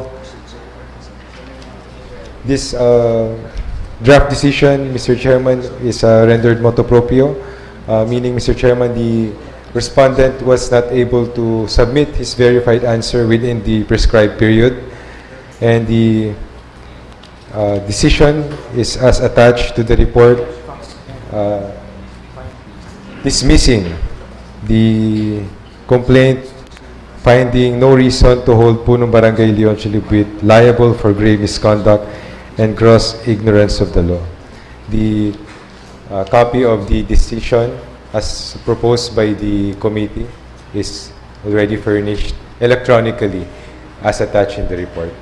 So the disposition, Mr. Chairman, is to recommend to the plenary the adoption of this decision. I so move, Mr. Chairman. Second. Any objection? There being none, the motion is approved. There being no other items, Mr. Chairman, that ends my report. Thank you, City Councilor Attorney Oying Rosales. Next item, please. Next is the committee report of the Committee on Appropriation on the hearing last June 15. Committee on Appropriations. The report will be rendered by City Councilor Elmer Baldemoro.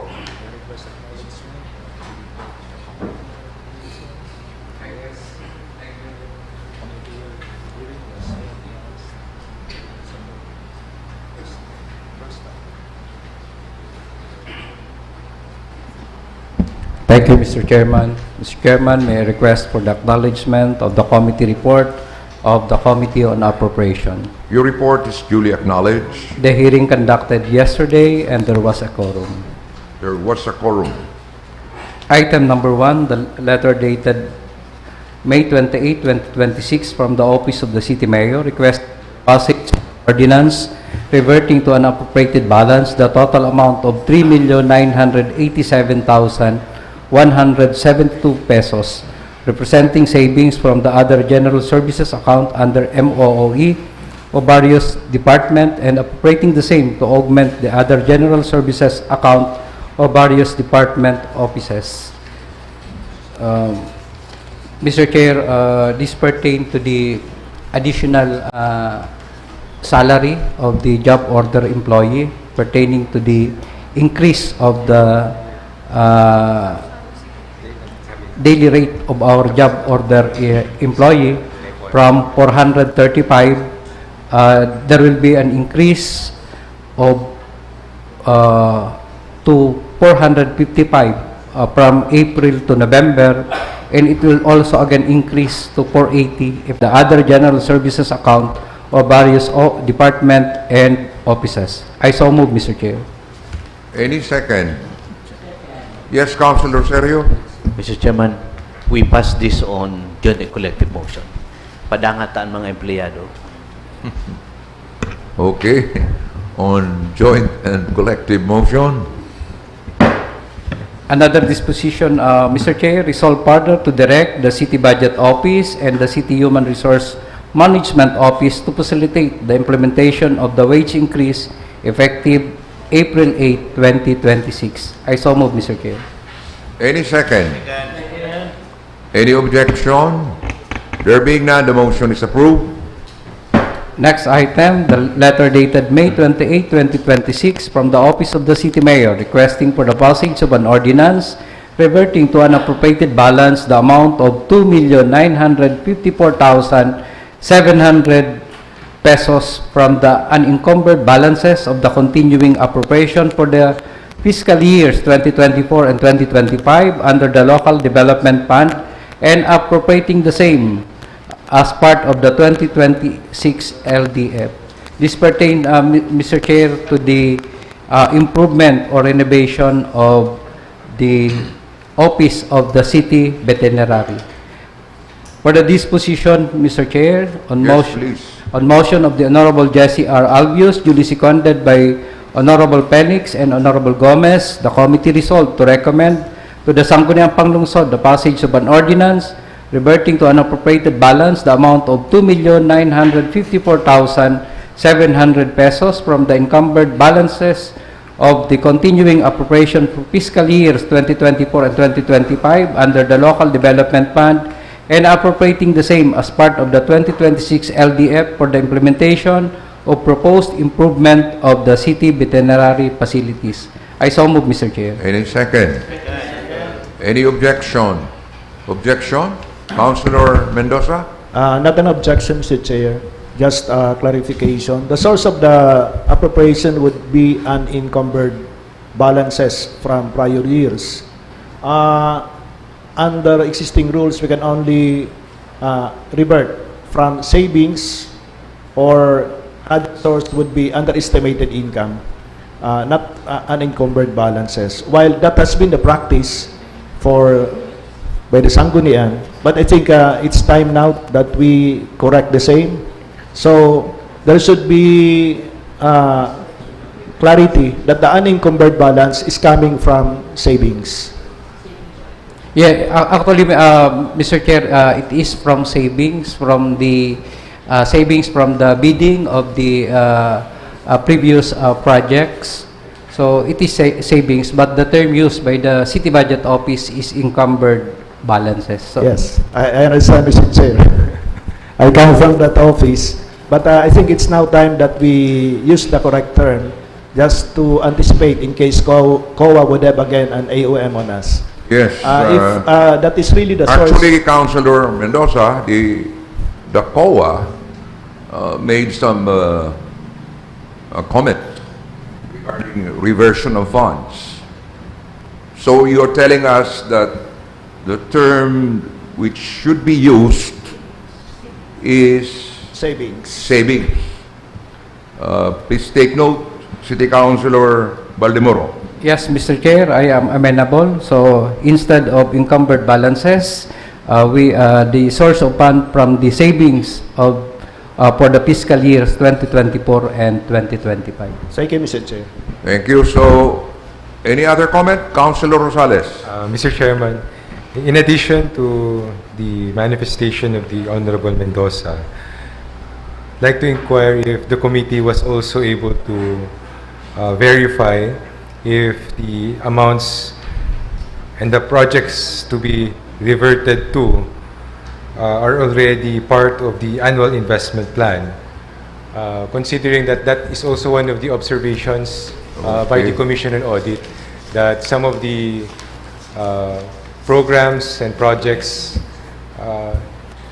funded by the reversions were not yet included in the annual investment plan. Yes, Councilor Baldemoro. Yes, Mr. Chair, this is already included in the annual investment plan with the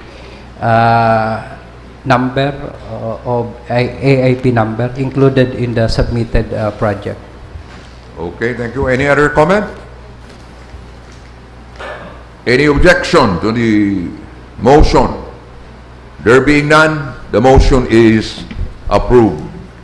Thank you, Mr. Chair. That's the end of my report. Thank you, City Councilor Elmer Baldemoro. Next item, please. Next is the Joint Committee Report of the Committee on Laws and Ordinances and Appropriations on the hearing last June 10. The report will be rendered by City Councilor Attorney Oying Rosales. Of the report, Mr. Chairman. Your report is duly acknowledged.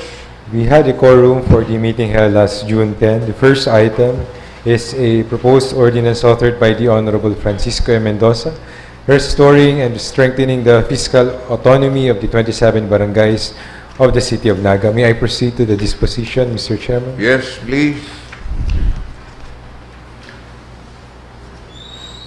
For the disposition, the committee resolved to defer consideration of the matter, furnish a copy of the proposed ordinance to the City Legal Office for its comments and recommendations, and we will schedule another committee hearing to invite the concerned sectors as well as the punong barangays to schedule another consultation with the same offices and sectors. I so move, Mr. Chairman. Any second? Any objection? Comment, Councilor Baldemoro?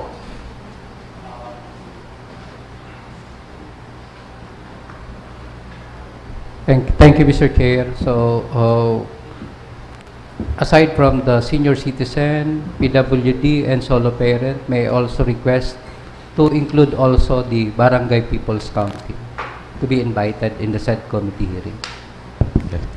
Reaction? Yes, Mr. Chairman, we will include them in the next scheduled committee hearing. Okay. Any other comment? And there is no objection, so the motion is duly approved. Next The item, second please. item is a proposed ordinance authored by the Honorable Jefferson Romeo Felix establishing a comprehensive anti-corruption and fiscal integrity framework to promote accountability, public trust, value for money, and responsible youth governance in the Sangguniang Kabataan of Naga City. May I proceed to the disposition, Mr. Chairman? Yes, please. On motion of the Honorable Felix, duly seconded by the members, the committee resolved to defer consideration of the matter, return the proposed ordinance to the proponent, and await the submission of the revised version. I so move, Mr. Chairman. Any second? Any objection? There being none, the motion is approved. The third item is a letter dated April 13 of Honorable Nathan Serio, submitting the proposed ordinance entitled An Ordinance Regulating the Use of Aftermarket Mufflers on Motorcycles, Prohibiting Open Pipe Modifications, Designating Strict Quiet Zones, and Establishing a Citizen-Driven Reporting. Are the comments from the concerned offices and agencies? May I proceed to the disposition, Mr. Chairman? Yes, please. On motion of the Honorable Serio, duly seconded by the Honorable Baldemoro, Honorable Albios, the committee resolved to defer consideration of the matter, furnish the following offices with the revised version of the proposed ordinance, and request their comments and recommendations as enumerated under letters A to H, and furnish the iGovernance office with the revised version of the proposed ordinance for uploading to the iEngage platform. I so move, Mr. Chairman. Any second? Second. Any objection? There being none, the motion is approved. That ends my report, Mr. Chairman. Thank you, City Councilor Attorney Oying Rosales. Next item, please. Next is the Joint Committee Report of the Committee on Health and Nutrition and Appropriation on the hearing last June 4th. The committee report will be rendered by City Councilor Dr. Gail Abunal Gomez.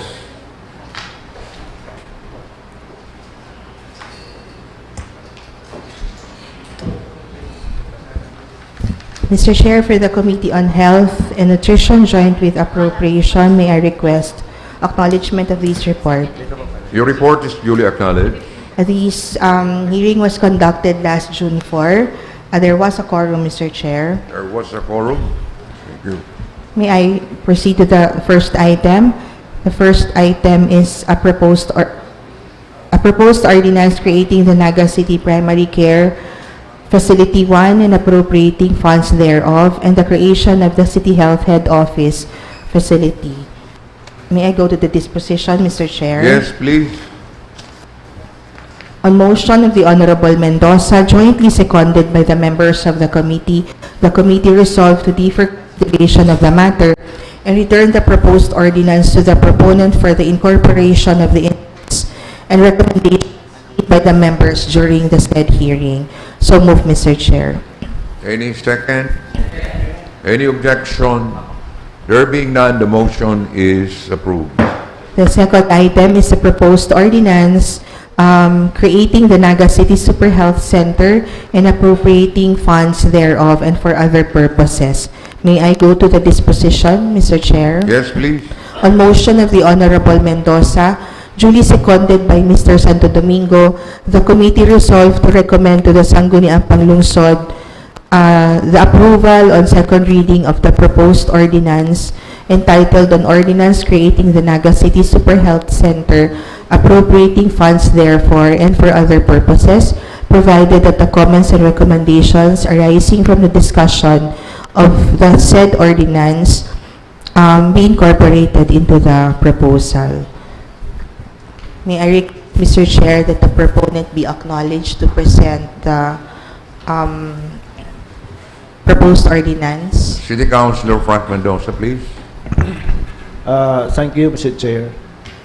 This ordinance would establish the Naga City Super Health Center. Yan pong halitan ng pinag-construct dyan sa Concepcion, Pequeña.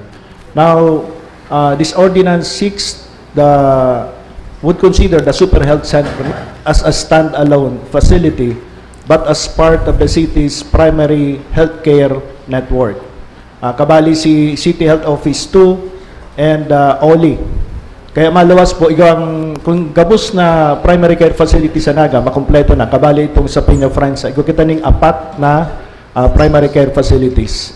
Now, let me just state, Mr. Chair, na the purpose of this primary care provider network is to integrate bako lang si operation ka mga facilities but also included sa operation kan mga barangay. Kaya kada sarong PCF may catchment barangay. Now in the case of the Super Health Center, ang catchment barangay niya would be Concepcion, Pequeña. Ang kada kayang sarong PCF ordinarily should have a catchment population of around 20,000. Now sa case po kang Pequeña, halos 27,000 na siya. So let's proceed with the provisions, Madam Secretary. So that is the title, Naga City Super Health Center Ordinance. Declaration of Policy. It is the declared policy of the City Government of Naga to improve access by its constituents to quality primary healthcare services through a primary care provider network. Ini po ang importante. Bako lang Super Health Center ang ginigibot ako, isarong network extending down to barangay health stations, seamlessly integrating the population and individual-based health services to a primary care facility of the city.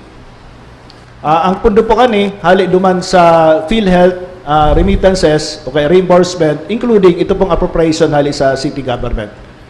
So next section, creation. That merely states the creation of the Naga City Super Health Center as one of the city's primary care facilities. And then we have the mandate.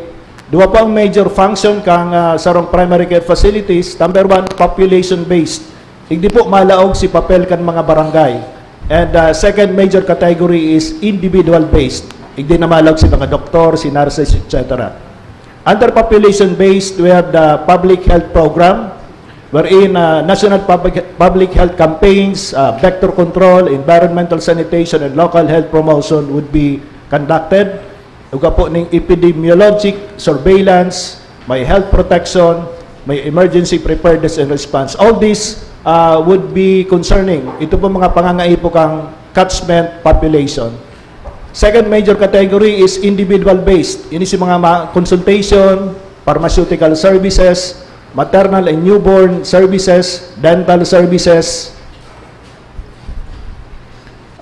minor surgeries, laboratory, diagnostic and imaging services. Tapos, kabali po ang importanteng maraining barangay health station supervision. Garo dapat sa population services ini.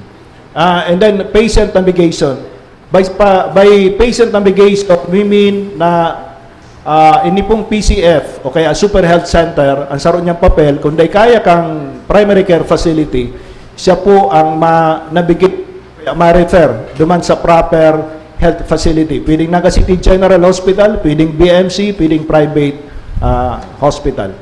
Ang structure po kang Super Health Center, ayan si facility head, and then may duwang major na units, Health Services Delivery Unit and Health System Support Unit. By the way, Mr. Chair, ini pong ordinance na ni has been basically lifted from the Primary Care Facility Manual of the DOH. And then we have the, under Section 6, Workforce Complement.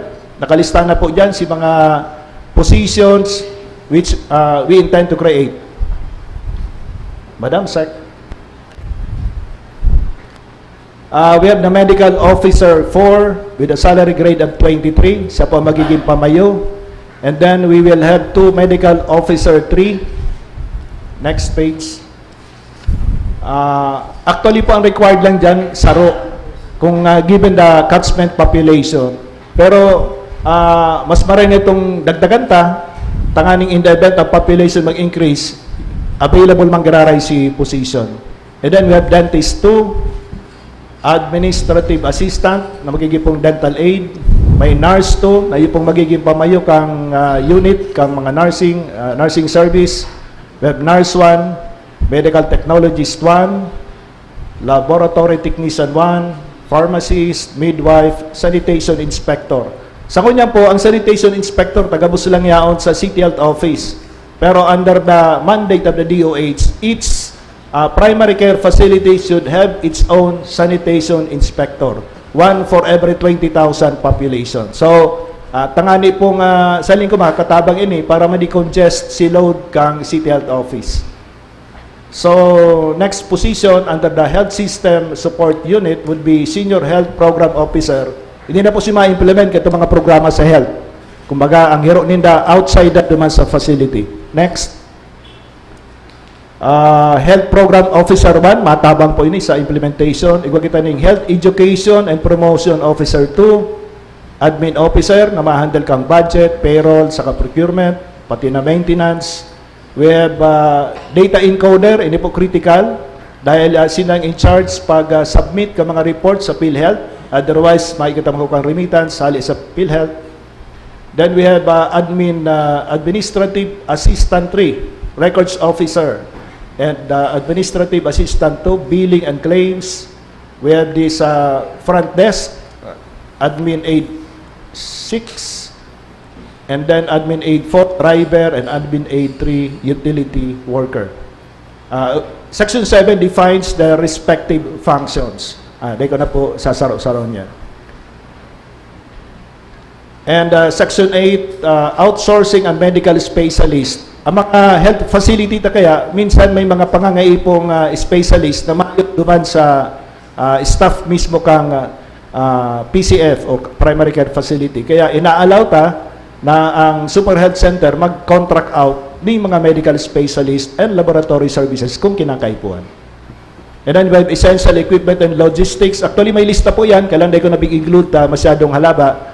Always state is that itong required kan DOH as to the equipment and logistics na dapat yaon dyan, dapat masunod. Kabali ng ambulance, genset, potable water supply, waste management, sanitation system, communication, internet access, saka fire protection system. As to funding, the budget of the Naga City Super Health Center shall be based on the multi-year Local Investment Plan for Health o kaya LIPH. Obligado, dapat po kaya ang health facilities nagpiprepare ng LIPH, multi-year. Creation composition would be phased. Depende sa kakayahan ng syudad to absorb those positions. May another provision kita na para mapadali po si pagbukas to expedite its opening, the City Health Officer shall recommend to the City Mayor such personnel as may already be available from the existing health facilities under his office for deployment to the Super Health Center. Kumbaga, Mr. Chair, kung may mga empleyado kitang pwede nang i-deploy duman, ang creation kaya saka hiring haloy pa yan, inauthorize ang City Health Officer na gamiton o kaya i-deploy temporarily duman sa Super Health Center. Likewise, the signal officer may transfer to the Super Health Center such equipment, furniture, and other appurtenances as may be free and available from said existing health facilities. So kung may gamit sila na kay puan tulos, pwede man pong ilipat mo na duman. Of course, subject to property accountabilities and assurance na dahil po ma-i-impair sa services katong hinalian ng tao, hinalian ni gamit. And then we have the usual separability, etc. That's it, Mr. Chair. Thank you, City Councilor Mendoza. Any comment? Yes, Councilor Nathan Serio. Thank you, Mr. Chair. I am supporting this legislative measure, Mr. Chairman. Matao ininin buhay asin saysay duman sa istruktura na pikonstruir dyan sa konsepsyon pequeña. Sangguniang sa presenteng panahon, mayong pakinabang ang tao dyan. But with this measure, may paglao mananggad na makikinabang ang mga taga-Naga. So I am 100% supporting this legislation. Thank you, City Councilor Nathan Serio. City Councilor Attorney Macaraig. Thank you, Mr. Chair. I likewise support the ordinance. However, I think I missed the part where there is emphasis on a mental health expert to address mental health issues. Since this is a super health center, I believe part of super is mental health, Mr. Chair. Reaction from City Councilor Mendoza. Thank you, Mr. Chair. We have two options. We can make that position as an organic part of the personnel complement of the Super Health Center. Another option, as provided in that draft ordinance, is that can be outsourced. So kung pasaro-saro man lang si mga pasyente, that can be outsourced. Pero kung talagang grabe, then we can include that as one of the positions for creation. Again, City Councilor Macaraig. Grabe talaga, Mr. Chair. This is for Barangay Concepcion Pequeña. Everyday po baga may naglalakaw-lakaw dyan. Maybe we could put some emphasis that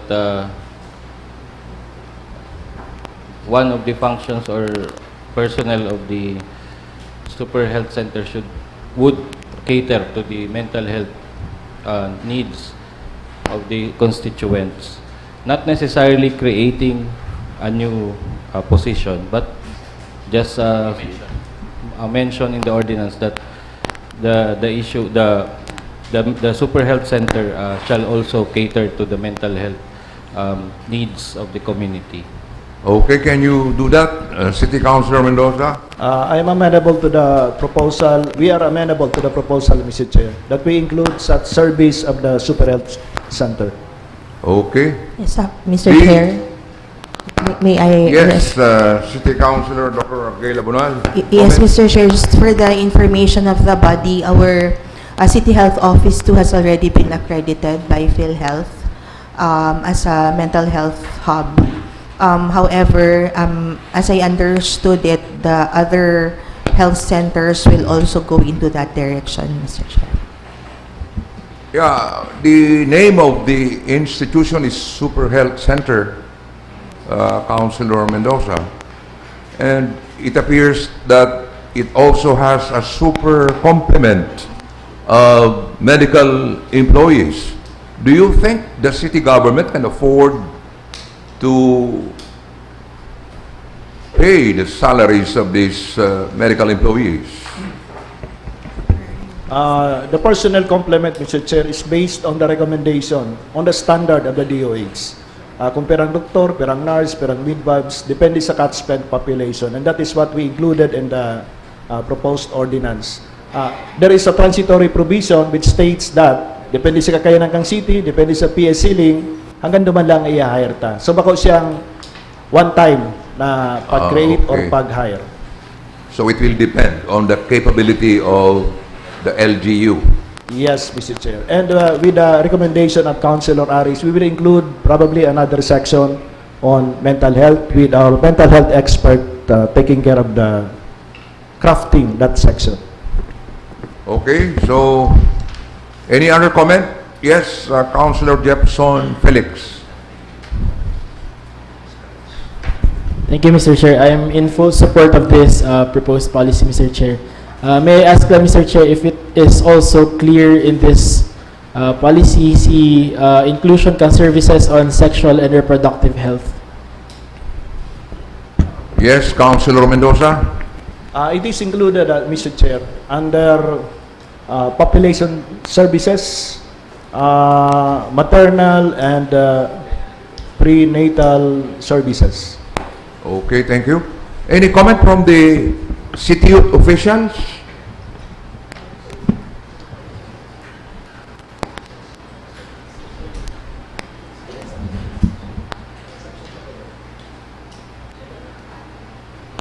Okay, so you are still observing the process. We'll be expecting you to be commenting next session. So any other comment from the members of the council? Final motion, City Councilor Mendoza.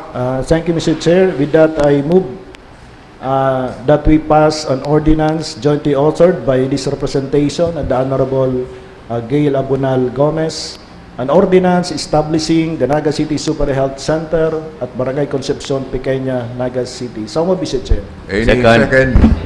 Any objection? There being none, the motion is approved. May I proceed, Mr. Chair, with the committee report? Yes, please. Item number 3 is a letter dated May 19, 2026 by coming from Erminia P. Cabalquito, President of the Buronyog Vendors Association, expressing their support for the health, food, environment policy proposed by the Honorable Jefferson Felix. May I go to the disposition, Mr. Chair? Yes, please. The committee resolved to forward the concern of the said Vendors Association to the proponent for his consideration in the revision of the proposed measure. So move, Mr. Chair. Any second? Second. Any objection? There being none, the motion is approved. Similarly, Mr. Chair, item number 4 is a letter dated May 19 from Azucena B. Monteroso, containing her comments and recommendations on the proposed ordinance, Healthy Food Environment Policy. May I go to the disposition, Mr. Chair? Yes, please. The committee also resolved to forward the comments and recommendations to the Honorable Jefferson Felix for his consideration as he revises the proposed measure. So move, Mr. Chair. Any second? Second. Any objection? There being none, the motion is approved. Item number 5 is a letter dated May 19 from Dr. Jennifer San Pedro, OIC, President of the City College of Naga, containing their comments on the proposed ordinance establishing the institution and institutionalizing the Nagaen Youth Heals Fellowship Program of Naga City. This is, Mr. Chair, authored by the Honorable Jefferson Felix. May I go to the disposition, Mr. Chair? Yes, please. The committee resolved to forward the letter coming from the City College of Naga to the proponent for his consideration. So move, Mr. Chair. Second. Any objection? There being none, the motion is approved. The 6th item is a letter dated May 13 from Leonila A. Patag, Acting Chief Sanitation Inspector from the Naga City Health Office, containing their comments and recommendations on the proposed ordinance by the Honorable Jesse R. Albius adopting the Drinking Water Code of Naga. May I go to the disposition, Mr. Chair? Yes, please.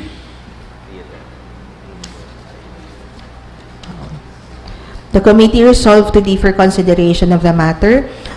Instead, furnish the Metro Naga Water District with the latest version of the draft proposal incorporating the inputs made by the committee members and stakeholders present during the committee hearing for their comments on the proposal. So move, Mr. Chair. Any second? Second. Any objection? There being none, the motion is approved.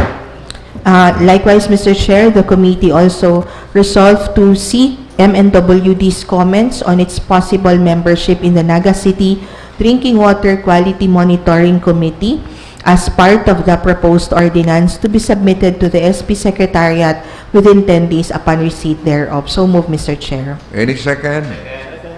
Any objection? There being none, the motion is approved. Item number 7 is the proposed ordinance by the Honorable Jefferson Romeo B. Felix, the Honorable David Casper Nathan Serio, and the Honorable Vito Borja II, institutionalizing the Naga City HIV, STI, and Sexual Health Response Program, strengthening prevention, voluntary testing, linkage to care, treatment support, privacy protection, anti-stigma measures, and youth and community participation, otherwise known as the Naga City Red Ribbon Commitment Ordinance. May I go to the disposition, Mr. Chair? Yes, please. The committee resolved to defer consideration of the matter and require the Naga City Social Hygiene Clinic of the City Health Office to submit its comments on the proposed ordinance within 10 days from receipt of the request. So move, Mr. Chair. Any second? Second. Any objection? There being none, the motion is approved. Last item now, Mr. Chair, is the proposed ordinance authored by the Honorable Jefferson Felix establishing the Naga City Right to Care program, creating the Right to Care card and Care Proxy Registry, and providing protocols for inclusive patient support, legal assistance, data privacy, and implementation.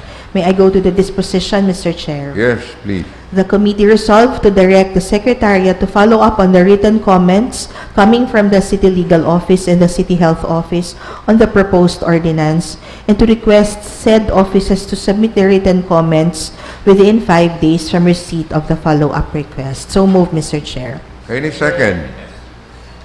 Any objection? There being none, the motion is approved.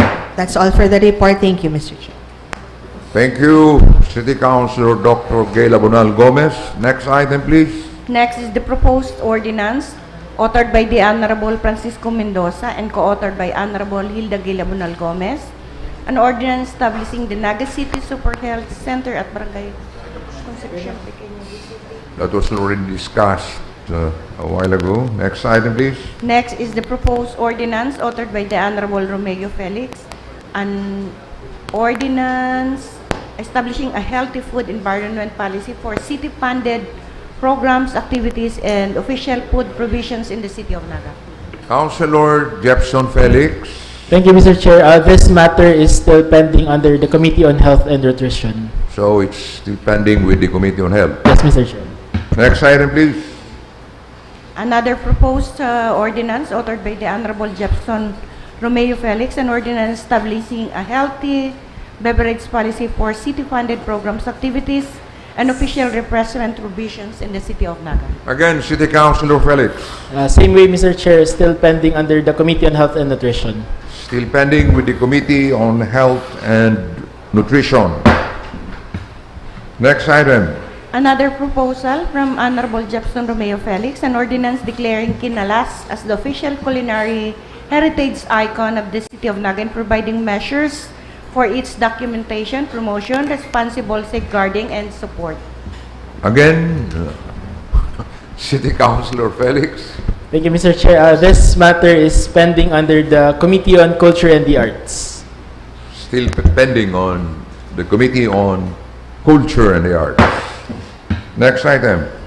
Next is the committee report of the Committee on Land Use on the hearing last June 11. The Committee on Land Use, the report will be rendered by City Councilor Dr. Jesse Albius. Mr. Chair, may I request acknowledgement of the report of the Committee on Land Use? Your report is duly acknowledged. The committee hearing was held on June 11, 2026, and there was a quorum. There was a quorum. Okay. Yes. First item is a letter dated May 2025 from the City Planning Development Office containing the evaluation of the documents submitted by Carmencita General relative to her application for a special use permit for the proposed agave restaurant located at Door 4, Rocco Building, Zone 7, San Felipe, Naga City. May I proceed to the disposition, Mr. Chair? Yes, please. On motion of the Honorable Francisco M. Mendoza, duly seconded by Honorable Sergio, the committee resolved to request the joint inspection team to coordinate with the City Legal Office and inquire into its recommended course of action towards the imposition of the appropriate penalties for the violations committed by Agave Resto Bar, particularly its operation without a mayor's permit. So moved, Mr. Chair. Any second? Second. Any objection? Yes, Councilor Mendoza? Not an objection, Mr. Chair. Included during the deliberation that that entity cease operation, considering that it has no mayor's permit. So without need of waiting for the JIT, we can include among the disposition that the same cease operation, and siguro the Public Safety Office should ensure that the same is observed. Reaction from City Councilor Albius? Yes, Mr. Chair, this representation is amenable to include in its disposition to direct the City Legal Office to issue a cease and desist order to be implemented by the Public Safety Office. Okay, so any second to that revised motion? Any objection? There being none, the motion is approved. Item number 2 is the item. letter dated 28 May 2026 from Christina Timbal, President Zone 6 Panikwasan Farmers Association, seeking the endorsement of the Sangguniang Panlungsod or their petition for the reclassification and award by grace of the timberland portion of Lot 976-A, CAD 290, Barangay Panikwasan, Naga City, filed before the Department of Environment and Natural Resources and the Office of the President. Corollary to this is the letter dated May 25, 2026 from Marvin J. Sagon, Acting City Enro Head, expressing their opposition to the petition for land reclassification and award by grace of the said Farmers Association. And also the letter dated June 8, 2026 from Mr. Herleo Fabericio, OIC Penro, submitting their comments on the request of Panikwasan Farmers Association for the reclassification and award by grace of the timberland portion in Barangay Panikwasan. May I proceed to the disposition, Mr. Chair? Yes, please.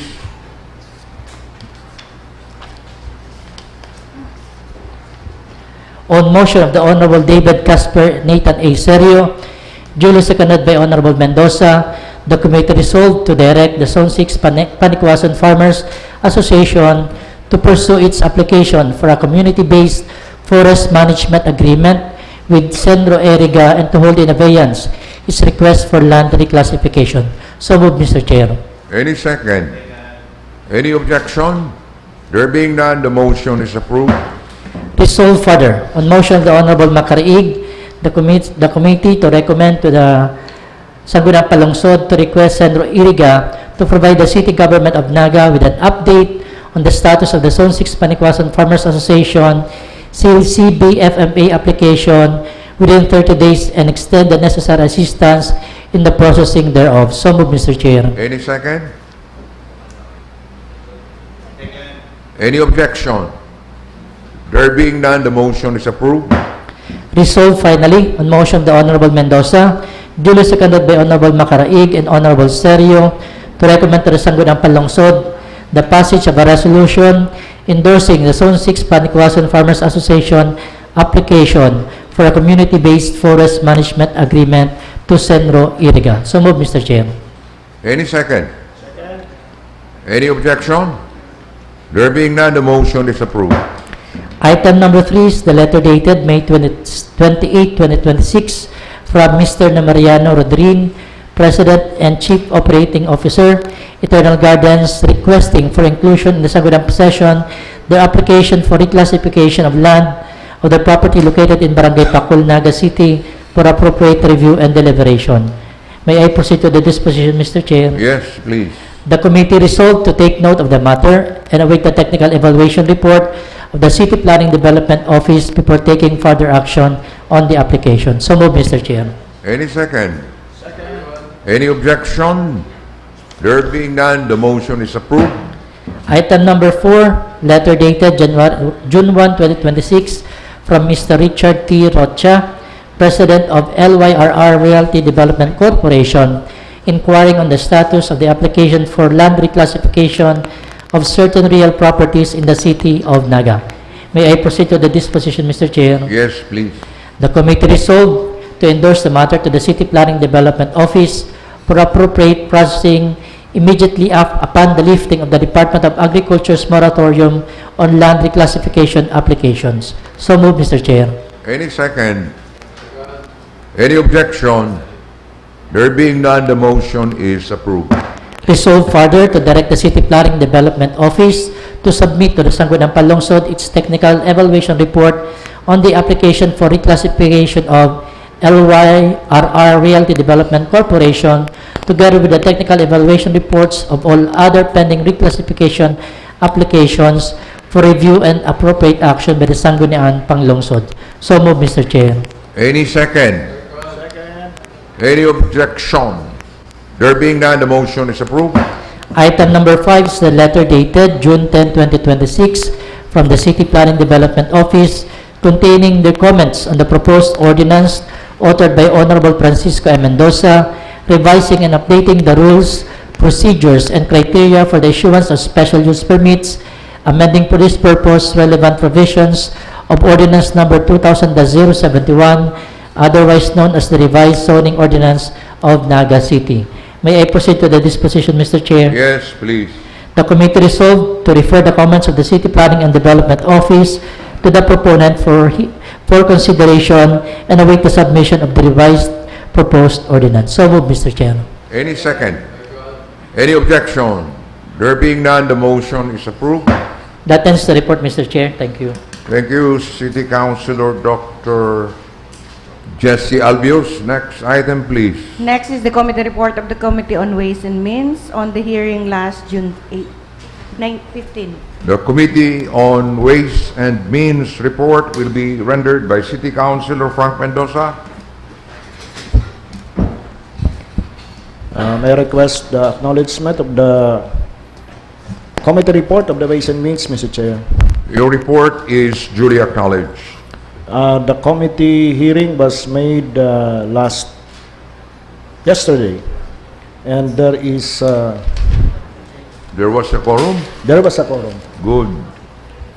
First item, the proposed ordinance authored by this representation, further amending Ordinance Number 2004-123 or the Revenue Code of Naga City, setting graduated discount rates for the advance payment of real property taxes and additional levy for the Special Education Fund. May I proceed with the disposition, Mr. Chair? Yes, please.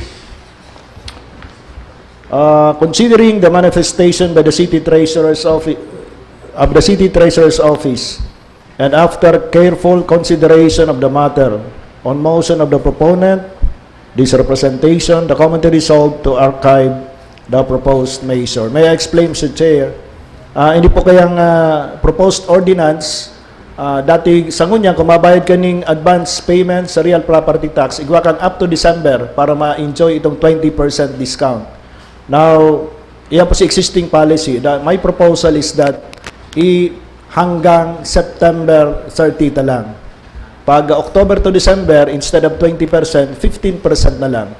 Tapos kung first quarter ang bayad, full payment, 10% na lang. Pag quarterly payments, 5% na lang. Now, during the committee hearing, sa Robong Grace Duman, nantatamaan ka ni si mga saradit ang kita. Itong may kaya, pero may nang kaya magbayad kayo ng early on. So, halimbawa, SM or other big businesses. Pero arog sa mga empleyado, arog sa tuya, arog sa ibang mga saradit ang income, most likely, mahalat yung bonus para makabayad. And lalo na ito nagbabayad quarterly, na talagang di kayang bayaran in full. So, magiging siyang, kumbaga, anti-poor. So, I agreed with the deliberation. My proposal is to archive the proposed measure. So, Mr. Chair. Any second? Any objection? There being none, the motion is approved. Second item is the proposed ordinance authored by this representation, instituting the regular declaration of real properties and reporting of permits, licenses, and deeds involving real properties as mandated by the local government code and for other purposes. May I proceed with the disposition, Mr. Chair? Yes, please. The committee resolved to recommend to the Sangguniang Panlungsod the passage on second reading of the proposed ordinance instituting the regular declaration of real properties and reporting of permits, licenses, and deeds involving real properties as mandated by the local government code and for other purposes, subject to the incorporation of the comments and recommendations from the hearing. The same has already been integrated into the proposed ordinance, Mr. Chair, which I am presenting now. If I may, Mr. Chair. Yes, please. The main reason why we have this proposed ordinance is because the records of the City Assessor's Office is not updated. Kadakol mga bagong structure, kadakol mga machineries na halina nga ni nag-operate pero may pasalistahan kang City Assessor. Ano pong epekto kani? Si mga law-abiding citizen, nagbabayad. Pero ugwaman po na nagpapalibre. Ang iba patikan, darakula. Darakulang building, darakulang properties. Kumbaga, free load sinda. So with this, Mr. Chair, what we are proposing is to remind everyone of our obligation. Actually po, yaon na ini sa local government code. Ini mga obligasyon na ni. Kaya lang, in truth, ako nga, hindi ko aram na may obligasyon pala na araw ka ni. So, we proceed with the first section.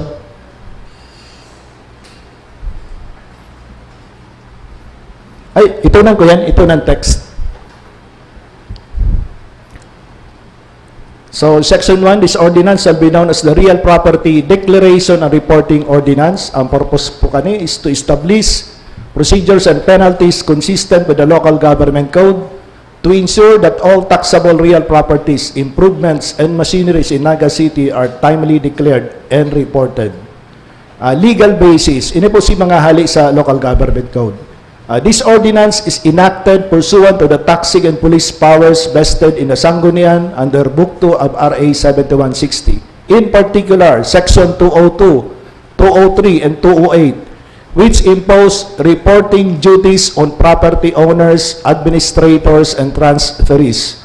Section 204, which requires the city assessor to declare a property in the name of the defaulting owner or against an unknown owner. So kung may property po na dahil pa-declared on his own, ang city assessor pwedeng i-declare yan for taxation purposes.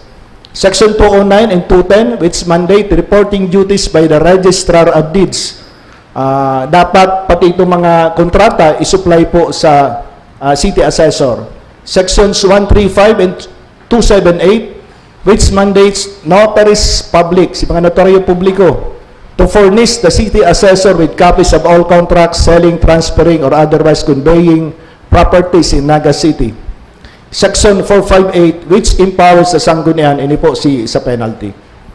So, we have a definition of terms. Next. Mandatory, ini na po obligasyon. Mandatory duties of property owners, administrators, and transferees. It shall be the duty of every natural or juridical person or their authorized representatives owning or administering real property in Naga City to comply with the following. Number 1, declaration of property every 3 years. Pursuant to Section 202 of 7160, all owners or administrators of real property, including improvements and machineries, must prepare and file with the city assessor a sworn statement declaring the true value of their property once every 3 years. For purposes of this ordinance, the initial deadline for filing the sworn statement shall be June 31, 2027. Ako nga ni pa ko aram na every 3 years pa lang dapat kita mag-file. Pero sa lingkod kadakli sa to din nag-aaram. Kung ano lang si tax declaration, initial tax declaration ang gadnumana lang. But under the LGC, Local Government Code, required kita to file every 3 years. Next is declaration of newly acquired property. Pursuant to Section 203 of 7160, any person or representative acquiring real property within Naga City or making any improvement of real property must file a sworn declaration of the true value of the property with the city assessor within 60 days from date of acquisition.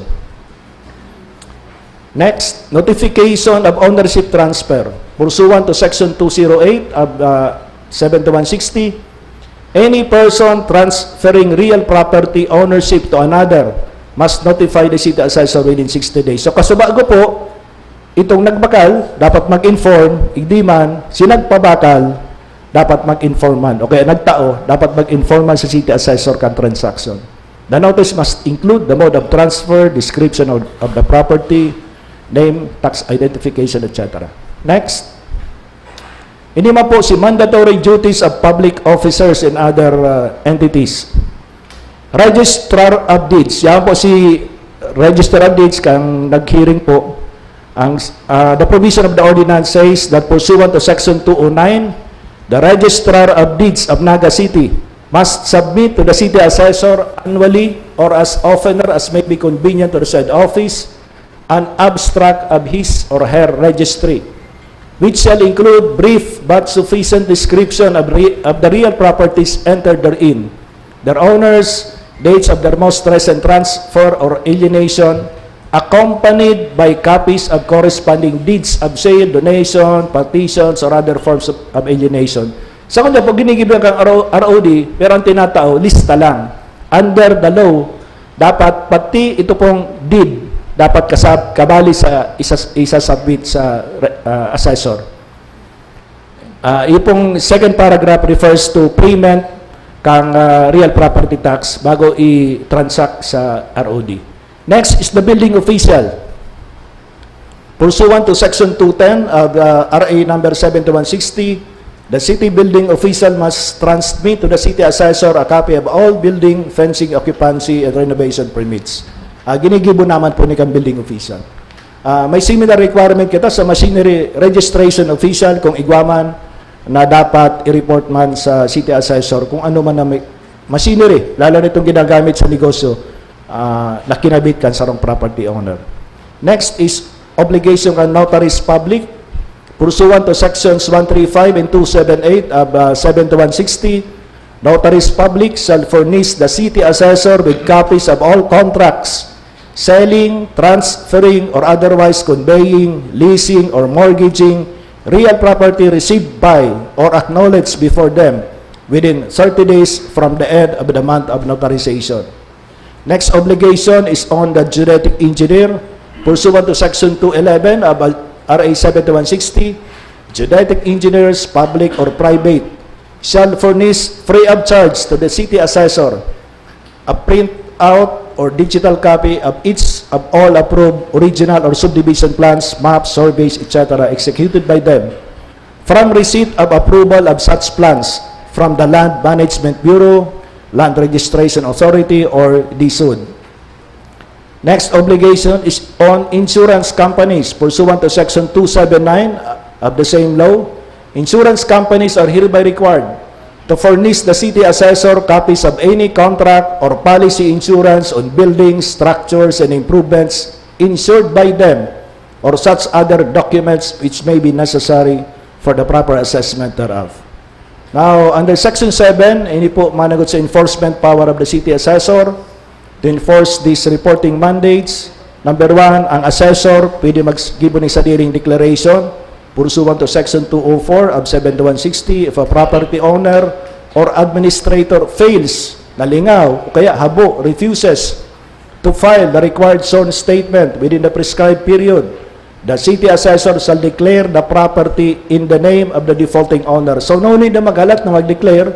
Ang city assessor on his own, pwedeng siya na mag-declare if the owner is known, or against any unknown owner and assess it for taxation purposes. Authority to take evidence. Pursuant to Section 213, assessor is authorized to summon owners, administrators, or witnesses in line with his obligation. Section 8, penalties for private owners, administrators, and transfers. Ini po si mga penalty. Basically, it's from 2,000 to 5,000 and imprisonment of 1 month to 6 months at the discretion of the court. Next is halos parehas man po ang penalties. Public officers, ini man po si kunday gibon ka mga concerned government employees ang sa ilang trabaho. Any officer charged with the duty of assessing real property who willfully fails to assess or who intentionally omits from the assessment or tax roll any real property which he knows to be taxable or willfully or negligently underassesses any real property or who intentionally violates or fails to perform any duty imposed upon him by law shall, upon conviction, be punished by a fine of not less than 1,000 pesos or more than 5,000 pesos or by imprisonment of not less than 1 month. The same penalty shall be imposed upon any officer charged with the duty of collecting the tax due, etc. Next. Similar po, mga penalty clause. And then we have the data privacy compliance. Considering na kadagol na isasabit na dokumento sa city assessor, we included a section on data privacy, the implementation of this ordinance, particularly the collection, processing, transfer, storage, and disposal of all property declarations, deeds, permits, maps, and other supporting documents shall be strictly governed by Republic Act 10173, o kaya Data Privacy Act, and its IRR, and all relevant circulars issued by the National Privacy Commission. Pigkwenta lang po si mga details kayan. Essentially, kung ano sisabi kang batas, yun man lang po piglagta. And then the next usual closing clauses. Any comment or reaction? Yes, City Councilor Attorney Macaraig. First, with regard, I support the ordinance, Mr. Chair, except that the part for the notaries public, even the local government code cannot impose any condition or act upon a notary public. That is clear. The Supreme Court, unless it is the Supreme Court who will order the notaries public. Second, Mr. Chair, we also may take exception to properties under litigation. That properties under litigation should not be will not be covered by the ordinance until after the litigation is has attained finality or has resulted to anything, Mr. Chair. Okay, thank you. Any reaction from the principal proponent, Councilor Frank Mendoza? Thank you, Mr. Chair. May I add, Mr. Chair? Yes, please. Notaries public has certain reportorial requirements. That's why ang hinahagad po ka notaryo is certain copies. 3 copies, 4 copies, 5 copies.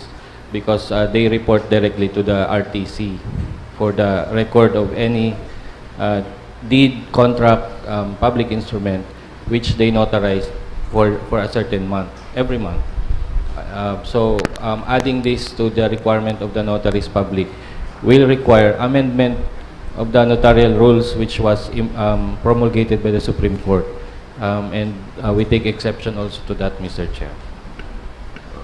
Reaction, Councilor Mendoza? The requirement on notaries public is written in the law. That's Republic Act 7160. Now, it is not for us to decide which would prevail. Let the courts decide. But we can refer. I am amenable, Mr. Chair, to still refer this to the City Legal Office, just to get a definitive opinion on that matter. So, whether we can impose a requirement on notaries public or not, considering that there is 7160, and on the other hand, there is the administrative issuance of the Supreme Court on notaries public, we can ask City Legal Office as to the proper option. And ano pa itong saro? Itong under litigation. I agree with that, Mr. Chair. If the property is under litigation, then we are not sure who owns that property. Okay, so we have to wait for the decision of the court. Yes. Okay. Comment from Councilor Nathan Serio and then Councilor Thank you, Mr. Rosales. Chair. I am supportive of this measure by Councilor Frank. Trabaho kang ways and means na maghanap nin mga paagi para magdakula ang ganan kang lokal na gobyerno. Kadakol pong pigsisimbag na problema, mga pangangaipukan banwaan, ang dapat manlagan ng funding. May mga programa sa mga proyekto. So, saro ining dalan para makasimbag kita sa pangangaipukan mga iba-ibang sektores ng Naga. However, tama I agree with the concern raised by Councilor Aris na igwang as to reportorial requirement, igwang pigsusunod ang mga abogado, sa mga notary public, na iyo ang mandato kaya kasuguan kang Supreme Court. Hindi naman pwedeng pagdikta ng Supreme Court kan nasasakupan niya. Kundi, baad makonsider kang proponent na ang clerk of court, dumang kita magkuan ng kopya. But the principal proponent had already made the proposition that it will be referred to the city legal office. And another thing, ining sa effectivity, medyo haliputon ang kunyan.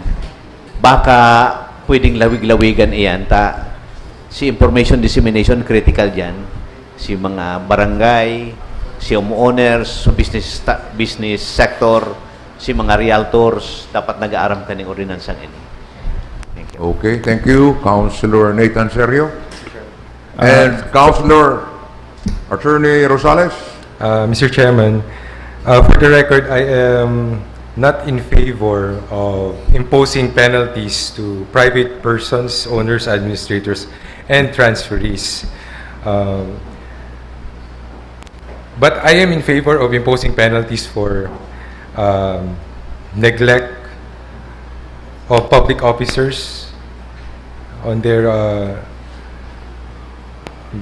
mandates as provided under this ordinance. Now, why am I against penalizing private persons? Mr. Chairman, whenever there is a transfer of property, such as sale or succession, there is already a deadline imposed. And once that deadline has lapsed, such taxpayer is already imposed a 25% surcharge for the supposed tax to be paid. So in a way, we are already punishing the taxpayer for that surcharge. Now here in the proposal, we are adding another penalty for the taxpayer. So in addition to the 25% surcharge, we are imposing a 2,000 pesos to 5,000 pesos penalty. So I believe, Mr. Chairman, that is already double jeopardy. Thank you, Councilor Rosales. Reaction from the principal proponent? Again, the same would be submitted to the city legal officer so we can get his comments on the matter. Any other comment? So we will have to submit certain provisions to the city legal officer for his reactions. Yes, Mr. Chair. So with that, I changed the motion from submitting this to the plenary on second reading, that the same be returned back to the proponent and copies be submitted to the city legal office to make his comments on the issues raised by Councilors Aris, Nathan, and Councilor Rosales. Second, Mr. Chair. Second. Any objection? There being none, the motion is approved. Thank you, Mr. Chair. Thank you, City Councilor Frank Mendoza. There's still a set. Mayo na. Thank you, Mr. Chair. Next item, please. Next is the committee report of the Committee on Women, Family Relations, and Gender Equality on the hearing last June 15. Committee on Women. The report will be rendered by City Councilor Dr. Gail Abonal Gomez.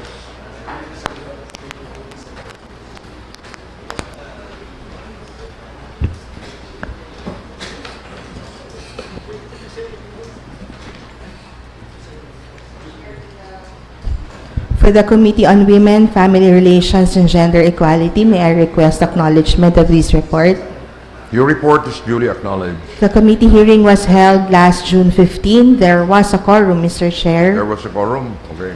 There was only one item. This is the proposed ordinance by this representation institutionalizing the annual LGBTQIA+ commitment ceremony in the city of Naga, providing guidelines for its implementation and for other purposes.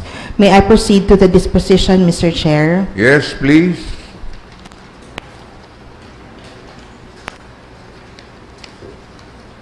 On motion of this representation jointly seconded by the members of the committee resolved to recommend to the plenary the approval on second reading of the proposed ordinance, subject to the submission of a revised draft incorporating the inputs and recommendations raised by the committee members during the hearing on the matter. May I be allowed to present the revised proposed ordinance, Mr. Chair? Okay, please. This is titled An Ordinance Institutionalizing the Annual LGBTQIA+ Commitment Ceremony in the City of Naga, providing guidelines for its implementation and for other purposes. So where are we coming from, Mr. Chair? We know that the Philippine law does not recognize same-sex marriages, but that does not prevent local governments to provide inclusive spaces where members of the said community may celebrate their relationships both with dignity and respect. And we also know that the City of Naga has long advanced gender equality through its various programs. But even then, Mr. Chair, LGBTQIA couples still continue to face barriers in affirming their partnerships publicly and safely. For the information of everyone, the Quezon City has already been implementing the same commitment ceremony as mentioned in their anti-discrimination ordinance. So therefore, Mr. Chair, following the same suit, this proposed ordinance seeks to institutionalize similar annual commitment ceremony in Naga City, which is an inclusive, community-centered event where LGBTQIA couples may formally declare their commitment to one another. Section 4, Mr. Chair, establishes this commitment ceremony. Instead, Mr. Chair, of commencing this June 2026 during the Pride Month, the first commitment ceremony will be held February of next year and subsequently every February. What are the nature and legal effects of this commitment ceremony? It should be noted, Mr. Chair, that this ceremony does not constitute a legal marriage under the Family Code of the Philippines, and it does not confer legal rights, obligation, and effects of marriage under the Philippine law. This ceremony is a social and community recognition of the couple's relationship and commitment. Participation is purely voluntary and does not create any legal obligations between the partners or vis-a-vis third parties. Nothing in this ordinance shall be construed as conferring legal marital status or substituting for civil marriage under the Philippine law. This commitment ceremony does not result in marital property rights under the Family Code without prejudice to the couple to enter into a separate co-ownership agreement or such other modes of ownership or actions of ownership. Section 6, Mr. Chair, provides for the eligibility and registration requirements. So who may participate? Both partners should be at least 18 years of age at the time of the ceremony. At least one partner must be a resident of Naga City. Both partners must voluntarily consent to their participation. The couple must submit a duly accomplished registration form and the required documents.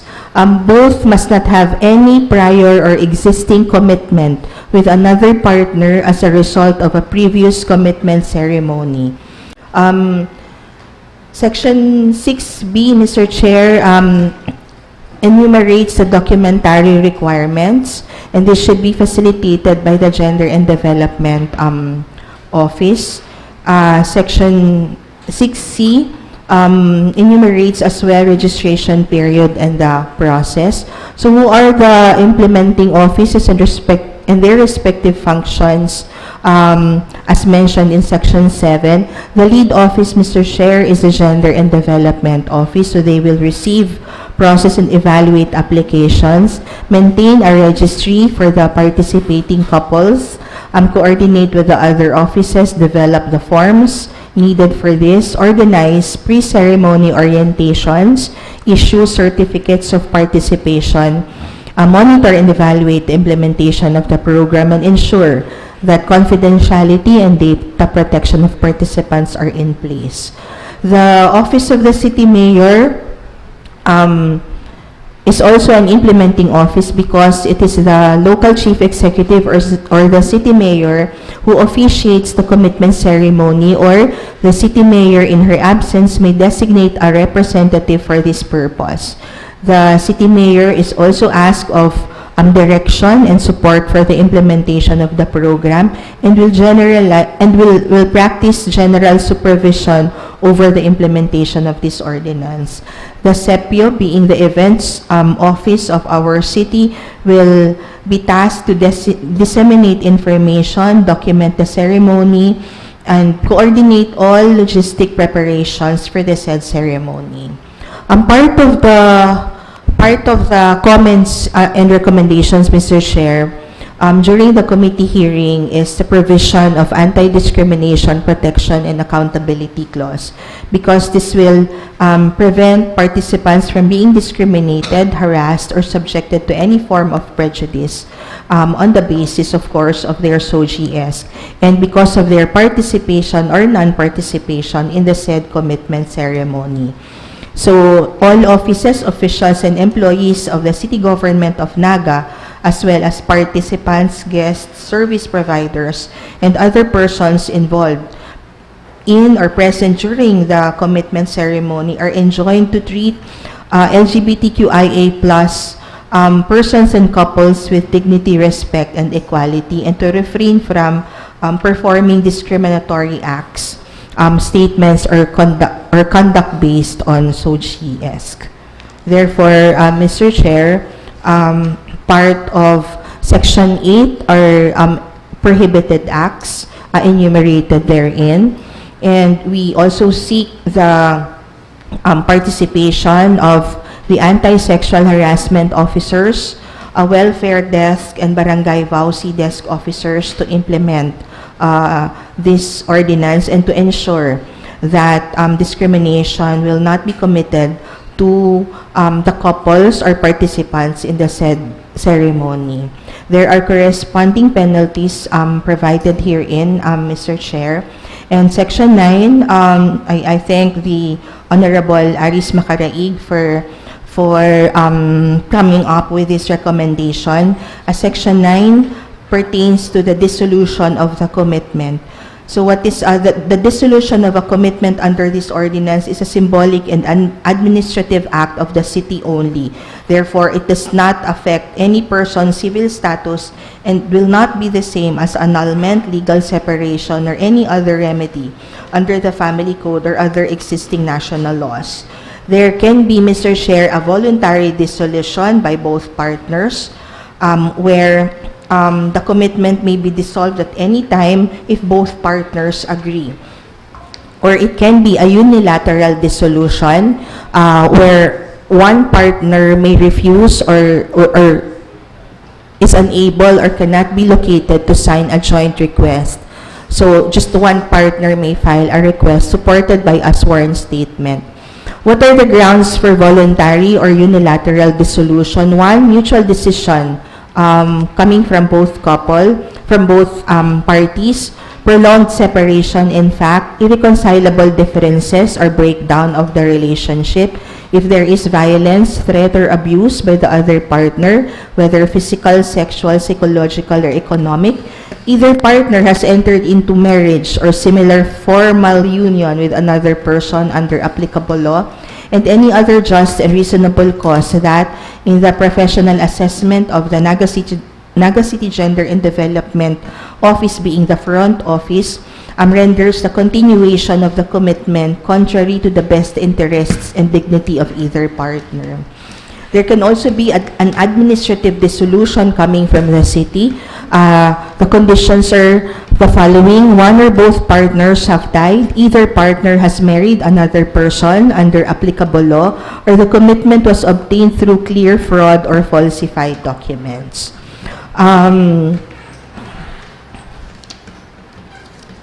In terms of procedure, Mr. Chair, there are specific forms, documentary requirements, and administrative procedures which shall be prescribed in the IRR with due regard to confidentiality, safety, and dignity of all concerned. A dissolution shall take effect only upon the issuance of an order of dissolution by the NCGAD or the designated office. And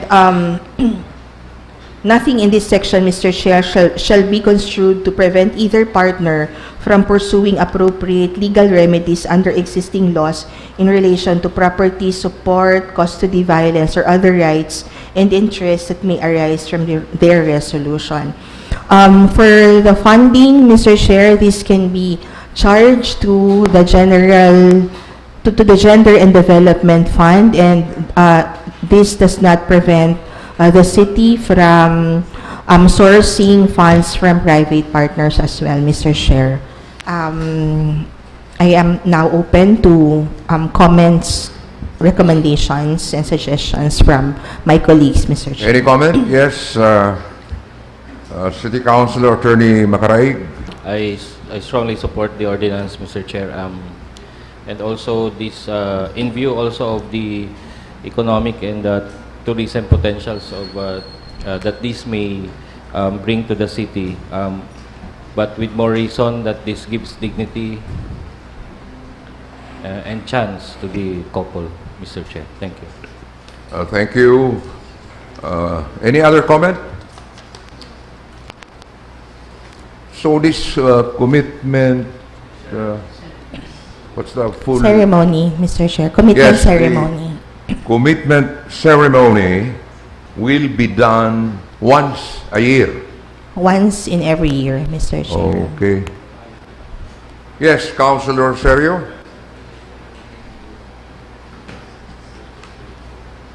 Thank you, Mr. Chair.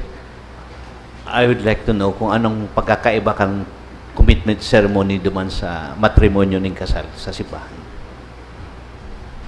In The effect, principal proponent, please. yes, Mr. Chair, there's no legal effect. This is not legally binding for the couple.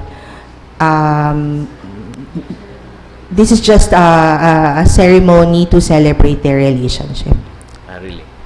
Garo pala MOU, bakong MOA.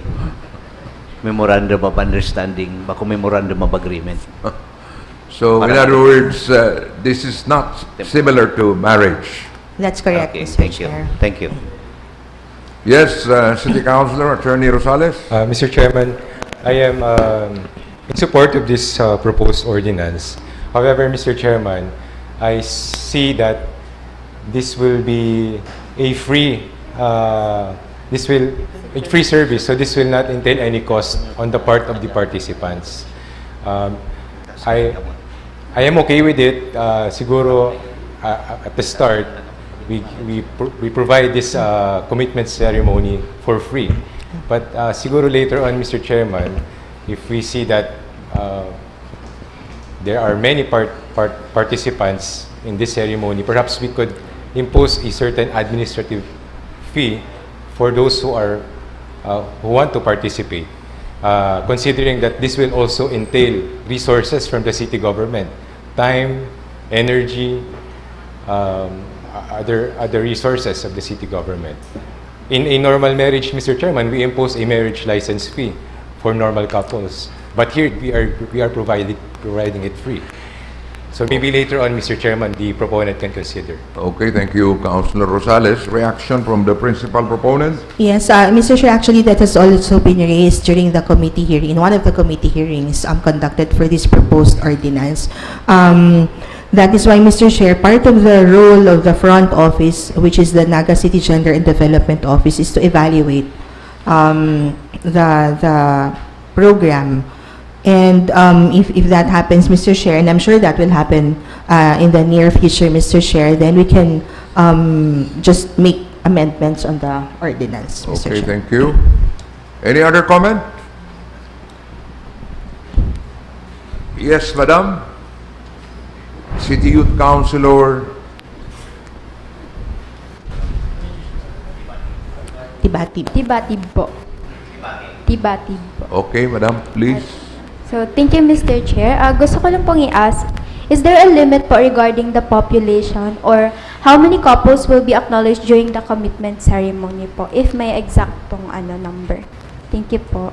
Okay, the principal proponent. Yes, Mr. Chair, the ordinance is silent on that. So, that will be based on the assessment of the Naga City Gender and Development Office and the City Events and Protocol Office. If we think na dakulo naman na maray, then there's also, Mr. Chair, a suggestion during the committee hearing to not limit it to just one commitment ceremony for every year. So that will depend, Mr. Chair, on the evaluation of the Okay, thank you. offices in charge. Thank you. Any other comment? Yes, City Youth Councilor Michael John. Thank you, Mr. Chair. I am Michael Jenry Bolocon, a City Youth 6th Councilor. I wish to support the ordinance as long as it does not contradict to any existing law, since I still have no law supporting same-sex marriage or even the same-sex civil union. As long as it is free and at the same time it is for everyone, members of the LGBT community, I am supporting those as long as it does not contradict with any existing law. Thank you, Mr. Chair. Thank you, City Youth Councilor Bolocon. Any other comment? Yes, Madam City Youth Councilor Reyes po. Althea Ray. Reyes. I support this ordinance po. I just want to ask if how will the couple know if they're entitled of the benefits of this ordinance? Is there a certification, like a marriage certificate given sa ceremony po? There is a commitment certificate to be provided after. Thank you po. Okay. Any other comment? Yes, Madam. City Youth Councilor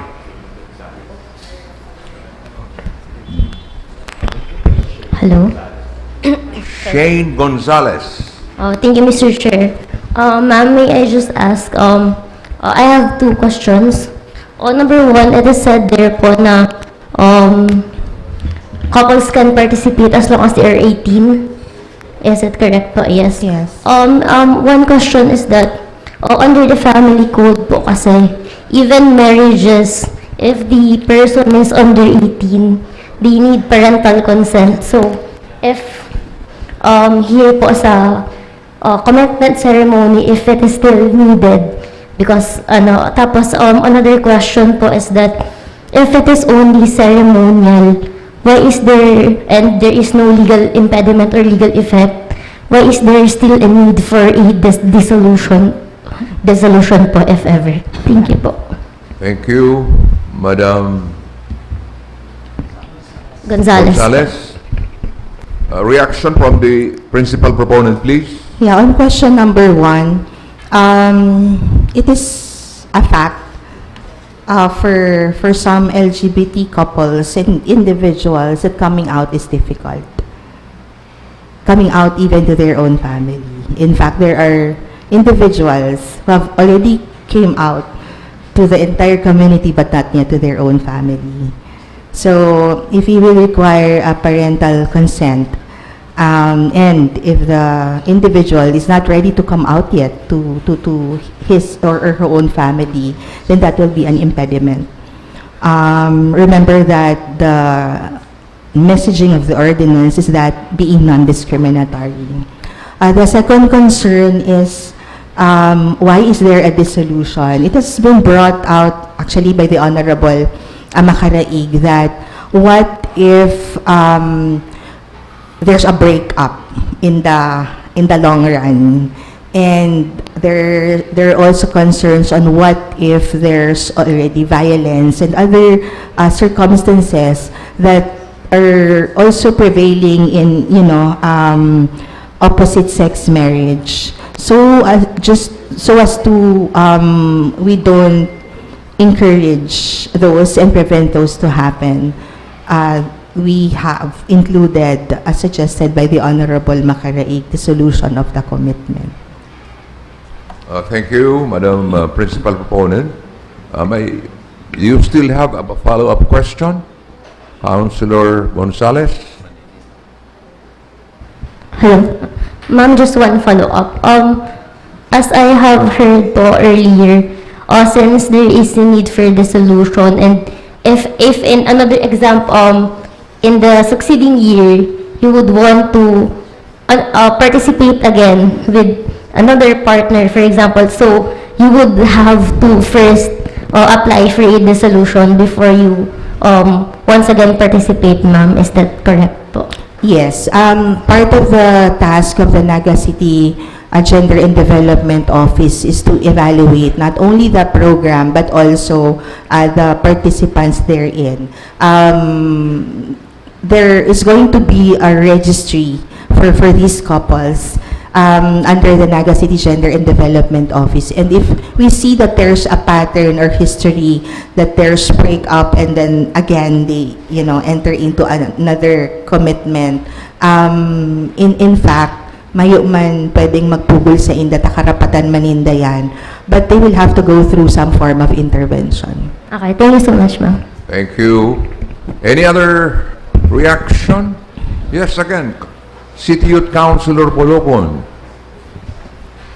Thank you, Mr. Chair. Since the members of the LGBT community, there are some cases that there are members that has a child.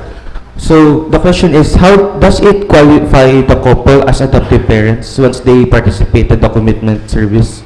That will, Mr. Chair, may I respond? Yes, please. That will be another story. It's not legally binding. The commitment is not legally binding. Okay, thank you. Okay, thank you, City Youth Councilor Bolocon. Any other reaction? Yes, Mr. Chair, may I add? City Councilor Attorney Macaraig. Thank you, Mr. Chair. With regard to children, the rules and the laws on social welfare being implemented by the DSWD will still be the law and rules to be followed. This ordinance will not affect the rules of the DSWD with regard to adoption, the care of children, custody, etc., Mr. Chair. So this ordinance does not touch on that particular issue, Mr. Chair. Okay, thank you, City Councilor Attorney Macaraig. Any other reaction or comment? My goodness, you are very interested in this commitment ceremony. So, are you ready to make the final motion? Yes, Mr. Chair. Please proceed. Given the foregoing discussions, Mr. Chair, may I now move that we approve this proposed ordinance on second reading. So move, Mr. Chair. Any second? Any objection? There being none, the motion is approved on second reading. Thank you to my colleagues. Thank you, Mr. Chair. Thank you, City Councilor Dr. Gay Labonal Gomez. Next item, please. Next item is under new business. Item number 1 is a first endorsement dated June 1st from Mr. Engineer Campillos, forwarding resolution number 2026-07 of the Naga City Urban Poor Development and Housing Board, approving the request of Perpetua Jesusa Claveria Saba for cancellation of encumbrance annotated on the transfer certificate of title of 2 properties acquired under the socialized housing program of the City of Naga. We will refer this to the Committee on Housing and Settlement. Next is the proposed resolution introduced by City Youth Councilor John Sebastian Flores, sponsored by the Honorable Hil Rosales, reiterating the enforcement of City Ordinance Number 2024-009, otherwise known as the Heart of Bicol Marks Ordinance of Naga. We will refer this to the Committee on Culture and the Arts. Next is the proposed resolution, again authored by the Honorable CYO Councilor John Sebastian Flores and CY Councilor Yuan Angelo Pacao, sponsored by the Honorable Gil Rosales and Honorable Alan Riz Macaraig, encouraging schools and universities within Naga City to emphasize students' participation in democratic process, engagement, and in leadership role. Committee on Youth and Committee on Education. Next is a letter from Punong Barangay Girodrito o Barangay Concepcion Grande, submitting Barangay Ordinance Number 2, an Ordinance Number 3, and Ordinance Number 4. Committee on Laws and Ordinances. Next is the proposed ordinance authored by the Honorable Jesse Albios, adopting the policy on the effect of hereditary succession on socialized housing properties within the City of Naga, clarifying the limitation of Section 14 of Republic Act 72279 in relation to heirs by operation of law and providing guidelines for the cancellation or supplementation of title annotation thereof. Committee on Housing. Letter dated March 18 from Mr. Ronaldo Valle, Piston Development Multipurpose and Transport Service Cooperative, submitting their intent to replace one unit of Bajaj tri-wheeler with franchise number mentioned, granted under Resolution Number 2020-499 with traditional tri-mobile units. Committee on Transport. Barangay Resolution Number 2026-011, interposing no objection and endorsing the application of certain individual for tri-mobile franchise to operate within the jurisdiction of Barangay San Isidro. Again, I will refer this to the Committee on Transport. Letter dated June 10 from Rene Bokid, Barangay Kagawad of Concepcion Pequeña, endorsing Barangay Ordinance Number 7, creating the Barangay Against Drugs Organization and Barangay Concepcion Pequeña, Naga City. Committee on Laws and Ordinances.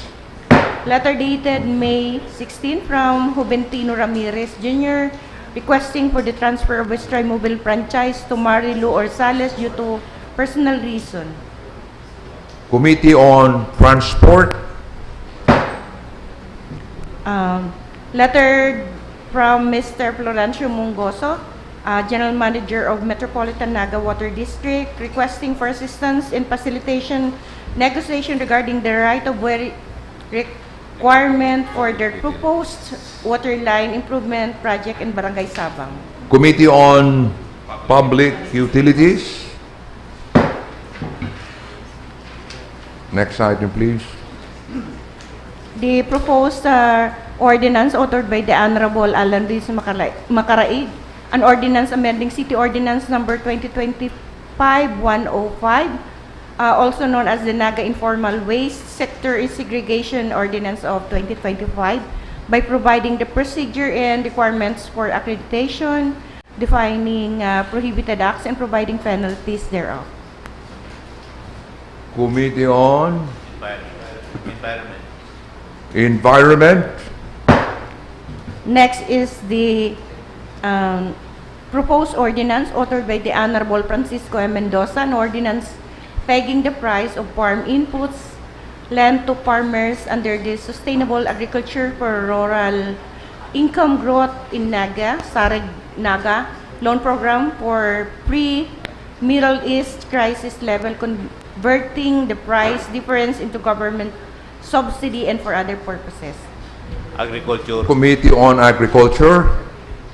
Next is the proposed ordinance authored by the Honorable Jefferson Romeo Felix, an ordinance establishing the Naga City Bantay Exploitation System against prostitution, related sexual exploitation, digital coercion, and other codes referral-based, online or demand-driven exploitative arrangement, including thus locally or online referred to as the water choker exploitation system and for other purposes. Committee on Women. Next is the proposed ordinance authored by the Honorable Maria Corazon Peña Flor, co-authored by the Honorable Milvin Ramon Benape and Honorable Elmer Baldemoro, an ordinance prescribing a uniform color scheme for all tri-mobile units operating the City of Naga, requiring drivers to wear prescribed uniforms, providing penalties for violations, and for other purposes. Committee on Transport. Next is the other matters. The resolutions number 5 of the Liga ng mga Barangay, Naga City Chapter, expressing grave concern over a precedent set by the recent decision in the administrative case of the Dua et al. Versus Mendoza, and reaffirming the mandatory executive and disciplinary power of a punong barangay under the local government code. We take note of this item.